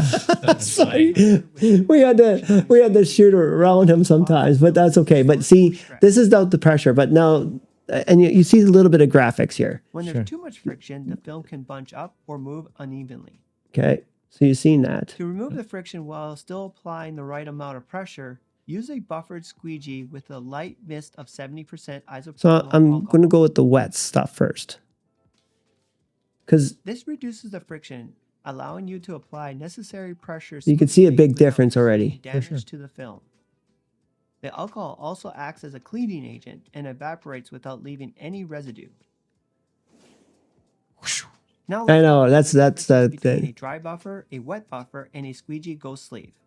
okay. So now I'm going to do Using a dry comparisons. buffer, the film can bunch up. Yeah, I can see how the. squeegee. So I circle it because I wanted them to know. Issue by Don't look at the minimizing film squeegee. glitch. Don't look at the But squeegee. Look what's ghost happening. sleeve Out here. offers the best solution. It ensures that no movement occurs ahead of the squeegee. You can see the allowing biggest for a difference out of all consistent three. installation. So the By ghost glove by understanding far. how Why? both Because pressure and friction, you'll achieve you a better the reason bond you know. between the film and the So surface here's where while you avoiding came in. unnecessary By the way, stretching. with all this, you move film. Sure. You're the one that said that to me. Yeah. Which makes a lot of sense. And so like when you said that to me, like that was before these videos. Like, well, that's what you do. What do you want to do? Well, stick the film where it's supposed to go. That was from Rob Ivers VHS. Oh, really? Yeah. Yeah. Well, you just aged yourself. There we go. Nice. Yeah. Yeah, we're both old. Yeah. Talk Same about age? somebody. Did you want to see some more? talk about somebody ahead of their time. What's that? Did you want to see some more from there? Yeah, let's just go back, and you'll just see like if I go to let's go to the surface flat compound recess, right? Where? Right there. Oh, sorry, reading shapes 5 surface types. Okay, like click on the first one. I had fun with the first one because I want to set up the first one, power or number one. power of order, the power of the order, because this is a very short video, but I had fun with this because I want to set up the shapes. You've probably heard the saying, there are 100 ways to wrap a vehicle or apply graphics to a surface. Guys, lost. What if we can simplify that? He looked lost. It does. 4 surface types. 3 of them account for 90% of the vehicle, while the remaining 1 covers the last 10%. When you learn the right order to install them, the process becomes second nature. This section is going to change how you see every wrap project, helping you work faster, smarter, and more efficiently. Get excited because you're about to unlock excited. the methods that will I just- transform that your one makes me approach to cringe. every wrap you tackle. So that one is just a fun one I did. I actually enjoyed that one, finding graphics. But if you go to say the recess, now the recess is a long one. We're not going to watch the entire thing. I gotta go back, don't I? Yeah, or you can go next right never there. mind. But that's but you already see the arrows there, and it's actually no. Let's go with the flat surfaces, and Will let's focus on identifying. So this is you and I were talking Flats about. aren't necessarily a specific shape on the vehicle, but rather God, I those feel like I'm areas where the film naturally 70 lays years flat old. across the surface. Trying to operate this. Out of all Navigate the website. the flat Hey, that's not good. the hardest to identify. That is because some parts of the vehicle might look flat, but they're not the best spots to tack down the film. Here's how to find and work with the flats effectively.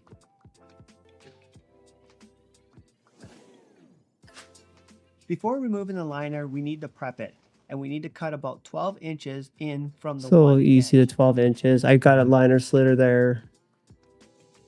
If you put this on, The edge you use this is me showing how to take the liner. In training, I actually don't show to take the liner off because I think it's something that it's easy to do and we could just teach afterwards. I just don't want to give too much information to the students. And before you remove the liner, This is something I came mark up out the with. section you're going to wrap and cut it out. A good rule of thumb is to cut 4 inches of extra film past the outer edge you'll be working on. The transparency. Transparency, get the 4 inches because you could say 4 inches, but what does that mean? Right? I can draw it still. People don't see it, but if you could show the back of the vehicle, Yeah. right? So this is the fun. This is the fun Standing in part. front of the panel, decide whether to pull the film to the left or to the right. God, you got this on video. Sorry, I'm going like this. Surface area or attachment. Oh, you should like it. You should be proud of it. This is really cool. Take a look at both sides and decide which one offers more surface for the film to anchor to. In this case, it's by the door. If you're standing in front of the vehicle, So how does this work? If somebody was interested in this, like going through this course, what would they do?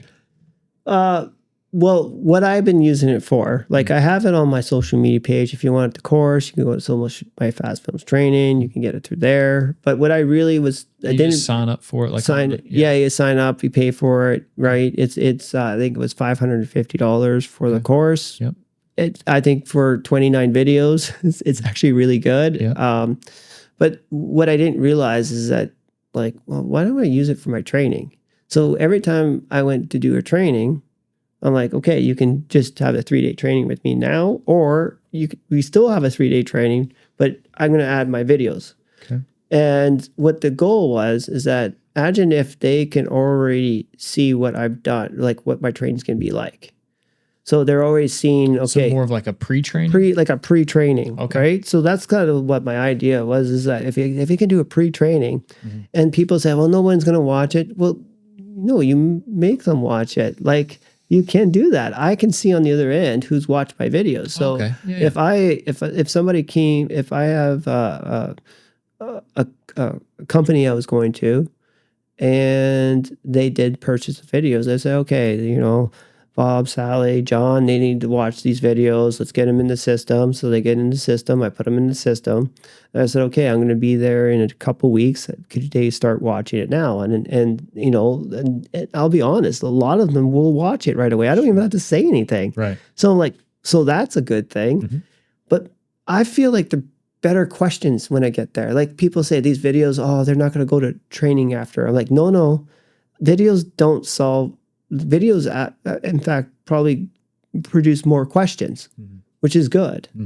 And we want questions. Well, and sometimes just better questions. Yeah. Right? Like we don't have to spend a lot of time on basic stuff. We can get right to the juicy stuff. The stuff is really going to make a difference. Right. You've got the fundamentals. You've got the baseline. Yep. Now it's like, okay, we're, get to the good stuff. And well, now they got a question because say like I got practice things. They're going to do practices in there. Well, they're not going to get through the practices, especially if you're a beginner or you're seeing this type of installation for the first time. Well, now all of a sudden he's like, we did that. It just didn't work. Okay, let's see what happened. So I'll go through my training. Sure. I'm more efficient training now. I don't have to say every single thing I say in the video. Right. I can now do here's a quick demonstration. Okay, let's watch you do it. Let's see where you're going. And basically always refer back to the fundamentals. Sure. So that's why I created these videos, because I believe even for yourself, I think it would even help training facilities out. Yeah. if they can provide this ahead of time. Yeah. Right. If you believe that these work, right. You know, I know they work. I think it's one of those things that, and I am proud of them too. So, and I'm proud that it's not just me, like it was all of you guys that also, like, people that I know that had impact. Definitely had impact. Rafael, you know, everybody. Sure. Yeah. I guess that would probably another really good thing about working between Knifeless and 3M is just getting to meet all those people and seeing all because even people that came in with no experience, I mean, they've got a perspective, you know what I mean? They could have said something or did something.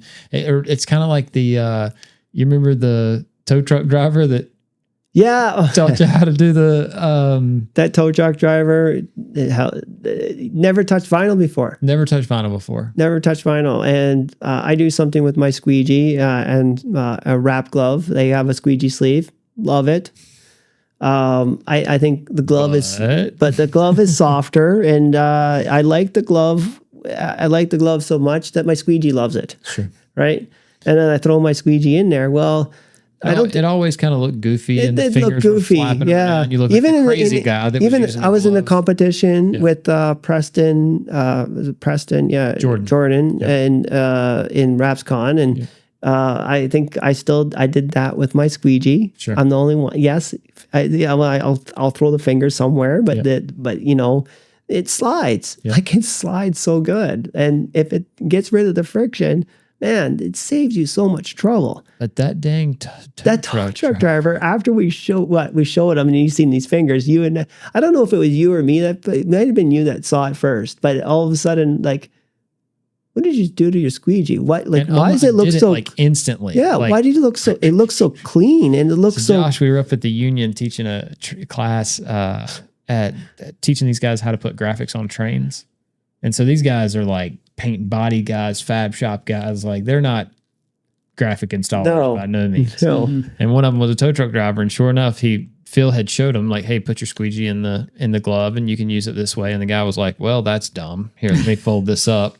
And you look over, and he's got it like this perfectly, like, sealed, like it was like a present he wrapped. Yeah, like it kind of like, it's how he did it, like a sock, like he rolled it up like a sock, but no, the fingers aren't flapping around. No, it doesn't even look. It's all tight around the edges. I mean, you can even move it around. It was like so awesome. Well, and the guy's looking at me and Phil like, how else would y'all do this? Are y'all dumb? Like, this is like bunch of idiots here. Like, what? He's like, you've never. These are our trainers.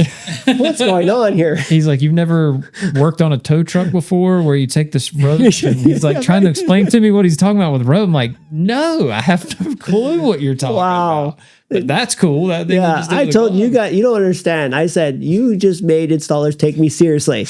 That's what I did. Like, because the thing is, it works. And so here's a byproduct of all this, by the way, and I thought was cool, is that, people get tennis elbow, right? Like, but the tennis elbow is like you're pressing all the time, and so it gets sore, right? Well, when you take the friction off your squeegee, you know, you're still putting pressure, but now you don't have resistance. So what I've heard from, and this is true, that I've heard from a few installers, is that their elbows that don't feel as sore, but then their hand isn't as cramped because your squeegees are like this. Well, now you're like this, and that makes a big difference, actually. Yeah. And so that was a kind of a byproduct. We got a tool I'll show you. It's in here, actually. Before we leave, it's kind of to that point. To that point? Mm-hmm. Well, it's pretty cool. And I think that works. And the other thing that, and the last few months where I'm working with, 280, and I think some people, like, they're seeing bubbles afterwards. Well, they're not putting pressure on their squeegee, okay? And the idea is that, I just put the glove on and boom, they get the pressure. And what I noticed is that you have no choice to put pressure on there, because if you don't put pressure, you're sliding everywhere. Sure. But if you put pressure, now you're putting the best pressure on it, and you're staying straight. So I think when I was wrapping trailers, I loved wrapping trailers. I always had a bottle of 50% water, 50% isopropyl alcohol. And I'm always constantly wetting my squeegee. Always. Like, it's always. Man, if I had that glove back in the day, I already know I could have shaved some time off of my panels. So Yeah, the tow truck driver, that It was good. changed. So, I mean, you've done a lot in your career, Yeah. right? And so when you think of the future, what does the future look like for you? Still developing training. Yeah. I think I think we Because were you saying, never really know where I it's think going to go. this is still right? young. Yeah. I think like there's tools to be made still. Like there's things of how you should hold the film. Maybe you shouldn't be holding with your hand anymore. Like we're Sure. taught. Like Yeah, there's yeah. well, that's something different. But Yeah. I think there's just better techniques and not only that, you're better techniques with the new films that are coming out as well. Sure. Correct. So Yeah, because you're not just a rap trainer. yeah. You know, you're teaching rap, window tint, PPF, Yeah, everything. dynoc, Yeah. whatever. So, but then it's always like, it's it's always new. You're always Sure. it's like, are you the same trainer as last year? No, Yeah, you're constantly innovating sure. your techniques, and you said something different that I remember you said one thing that stuck with me from you is stuck. That's funny because it's stuck and unstuck. Yeah. Right. Yeah. It's so stupid. It's like it's one of those things. It's not stupid, but it's simple that it's installed that it has never touched film, and you show, okay, this side's stuck, this side isn't. Mm-hmm. Right. Yeah, and there's a process from going to stuck to unstuck to stuck. Right. Well, and now you call that your bead line, Yeah. but you give it a name. I Sure. call it a tack line. Sure. But you never had that name before, right? Right. So like I remember this. Why do I remember everything? Well, when you want to remember it, Sure. right? Oh, yeah. Obviously, but yeah. Well, I mean, I think that you relate to it. I think you get it. Like Yeah. you respect it. You know that that wasn't called something. Now you call Yeah. it something, and it's meaningful. You know what I mean? Like, And I genuinely get excited. And I think people know when I get excited that's like, well, that's a great idea. do you know where the bead came from? Was from screen printing. So when you take and you flood the screen, you get a bead of ink. Yeah. And it's the line between where all the ink is and where there's no ink. Oh, interesting. Did you And so do screen flood it. printing? I was under a no compete. So I got fired from motorsports, and I couldn't work in the rap industry. I wasn't supposed to work in the rap industry for 2 years. So I had a job. Because that's the only thing out of everything I have never done was screen printing. Really? Because my dad subbed that out. Gross. I know. It was cool. But it's the I one worked with thing. an older Yeah, guy, yeah. Like he had It's kind of it's neat, It but is. it's you get in like 4 color processes. yeah. and It stuff. just It's seems complicated to me. So that's the one thing. We just got a printer that does it for us. The edge, the Gerber edge, like it just like. You remember the Gerber edge? Oh yeah, of course. Okay. Yeah. The foil. The foil, throw in there, makes the nice loud noise. And you could print on clear, so you can do print on clear, So yeah. you could do like the white decals. I think my or dad whatever. still actually uses his Gerber Sure, edge too. They're cool. Yeah. We had a client that he uses his to this day. Just about every single decal, Hendrick Motorsports decal, and A what? Sorry, kidding. and sorry. If you look on the front of this car right here, there's little tiny decals just underneath the headlights and above the fog lights. It's probably easier. That's probably not a good one to show it. But Well, no. Now I'm gonna show my age. I'm like, I need my glasses. hang on. Let's see if I can see it. Okay. So you see the 24 on the front end of that thing? Yes. Yeah. So those little decals on the front, all those are made. All the ones for Hendrick anyway are made on a Gerber edge. No way. Mhm. That's cool. Even to this day. As far Wow. as I know, I don't know if it's Cham, but that yeah. is cool Yeah, the guy that produces a decal. because it can do small. Oh yeah, It's small stuff. he's the best decal manufacturer in the world, Mm. no doubt. The way he integrates films and Mhm. processes and equipment, there's nobody even close. Not even close. He's incredible. That's awesome. Yeah. Very so. I didn't know that. That's The neat. best And kept secret in yeah. the graphics world ever. Yeah. I think I went to Metro Wraps, actually ND Graphics. I noticed that it was at Canada, the old the GSP 15, the plotter or whatever. Yeah, they got one. But Metro also has one, and they've Metro Wraps. They've actually they've made a put it in a nice case. Like it's historic, right? They kept it. I'm like, man, I wish we would have kept ours. So do you think you'll do like window tint fundamentals or PPF fundamentals? Yeah. So my next step, So then my next step is like, so I feel like I got the fundamentals, and obviously in films, and I say color change and print are the same. Like if you watch the video, actually, at the end of one of the videos of the recessed, I think, what I do is I actually have a side-by-side of me doing a print and a color change. Because everybody says, well, you're doing a color change. You can't do that with print. I'm like, yeah, you can. Sure. Why make it different? It should be the same. So I show, and you can see, I'm like, when we edited that video, he didn't have to do very much editing. I was like on track on both, because it was just like muscle memory, speed and muscle memory was insane. But that's what it is. And the print, I made sure there's lines in it. And it looks straight. Sure. So, but when it comes to window tint, that's window tint would be soon, and then PPF. I want to do more trainings. Yeah, I think you and I are pretty new when it comes to the PPF. But how many trainers did you see before you actually started doing your first training? I think you and I are about the same. About. I don't know. There was a good amount. Because I had taken, I had my preferred status. I think you went to see Rainer. Yep. Right? For sure. Oh, you mean for PPF? How many trainers? Yeah, because I went to go see trainers before. Right. And I think you did the same thing where, I know how to install PPF. Yep.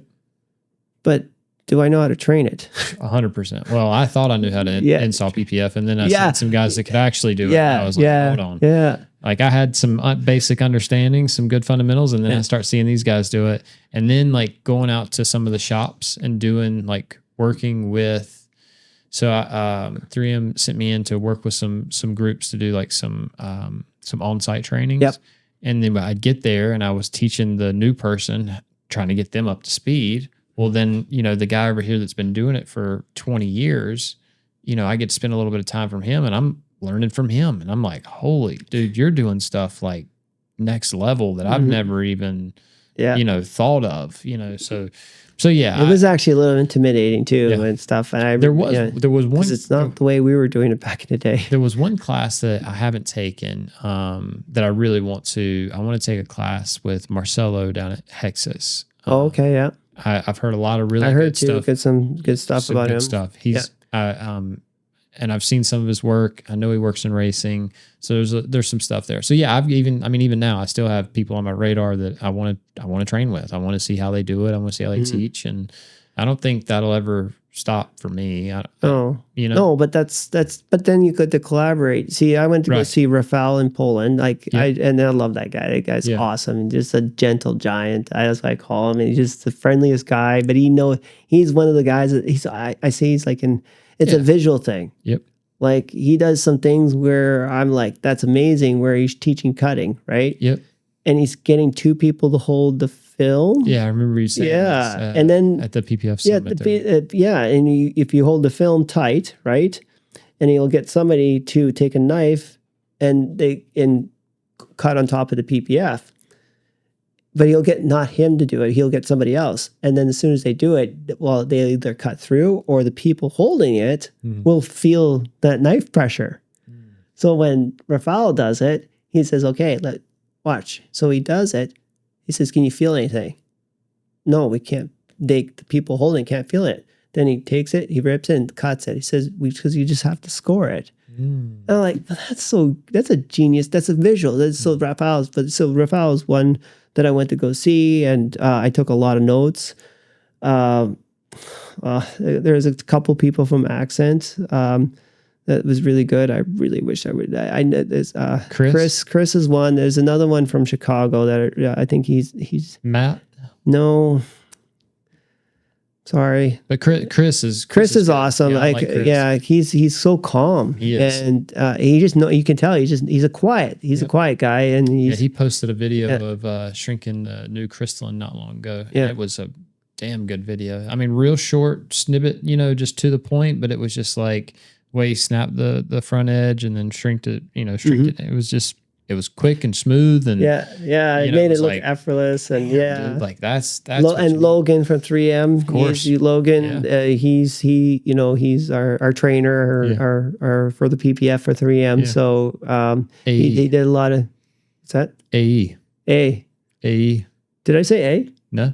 AE. AE. Oh, Yeah. right. AE. Sorry. Application A. engineer. Oh, how about that, eh? Jeez. I thought yours A. What are we A. Sounds like all the same word. That's my southern drawl. AE. This is late. Okay. Oh, nice. All I right. love it. Here we This go. is awesome. I love the sound. Why have I not been using these more? We need more sound effects. Okay. It's 12 a.m. in the morning. What? That's fair. I did not know that. So listen, there's a segment of do you know Brad Felty? Yes, I do. Okay, Yes, so- I'm in Minneapolis. We had Brad Felty on the podcast, and it was about this time, Yeah. give or take. A little earlier, technically. Okay. But Later, whatever you want to call it. later, yeah. It's a little later in the evening, earlier in the morning. Did you guys play disc golf too? We did not. It was all Been a lot cooler if we did. we worked. We had a Wait, car the next. is it Matthew McConaughey? Yes, He yes. Canadian? No, he's not. Oh. No. Californian, isn't he? Yeah. Anyway, Does he sound Canadian? A. Eh? So Brad was on the podcast, and we great episode. We got done. We were walking out of the door, looked back at me, and he was like, "Fuck, I really screwed up." And I was like, "What's up? What's going on? We can fix it. Whatever it is, I don't care." And he was like, "I didn't give my wife a Aw. shout out," and he was bummed, man. Like he felt it. So every episode since then, I like to give his wife a little shout out. Oh, that's awesome. Yeah. So pretty Yeah. much, every episode Well- since we've given a shout out. But I like to, I use that to give you a time if there is anybody that you would like to give a shout out to. I think, My dad, my mom, obviously, and my two daughters. So I have two daughters, that's 18 and 17, Alyssa and Ashley, and I see them every month as much as I can, and so a big shout out to them. and one's graduating soon, right? One is graduating, one's in university right now. So Gotcha. they're not in the industry. That's They're doing their own thing, and I'm okay with that, right? So one of the biggest things I wish I would have done is went to school and did a business course, something, right? Really? After, instead of just, because I thought I was going to own my dad's business, so I didn't even go take any courses. No after. need for that. No, don't need it. I can take care of it. Yeah. So I wish I would have took a course, and so I rather them, go through schooling, do their own thing, and that's I don't know if you've heard the stories too, but like some of the trainings I heard, like there's kids that came back afterwards, and their daughters and sons and daughters would come back and work with the family after the fact, right? So I'd rather them have their own life and enjoy what they do. for sure. Yeah. Very cool. Well, Yeah. man, I appreciate you coming on. It is. Appreciate you having me. It has been a ball. It has been a long time coming. I know. Has it? It's been a long time. We've been trying for this. 100%. So I think the website is killer. I look forward to seeing where that goes. Yeah, me too. I look forward to doing whatever it was that we done today, because today was pretty incredible. I had a ball. Today was fun. It was great. Yeah. If you looked at us, you probably would see like, are they yelling at each other? I was more talking about disc golf. Yeah. No, but the whole I'm thing. talking. Yeah, the whole thing. whole But when thing was us fantastic. talking about and collaborating, it was just us. It was off the charts today. It was good. Yeah. I enjoyed And that's why I'm like, it's 12:13 a.m. Today just went boom, gone. Oh, yeah. Pooch. Just like that. Well, don't be a stranger. No, I try not to Come be. back, Hopefully, Come back and join us again. Yeah. It'll be fun. Yeah. Thanks again. Thanks, Josh. You did awesome. Thank you. I'll play you guys out. Nice. All right, Lambert. We good? This is going to be happening from here on out. I love it. That was awesome.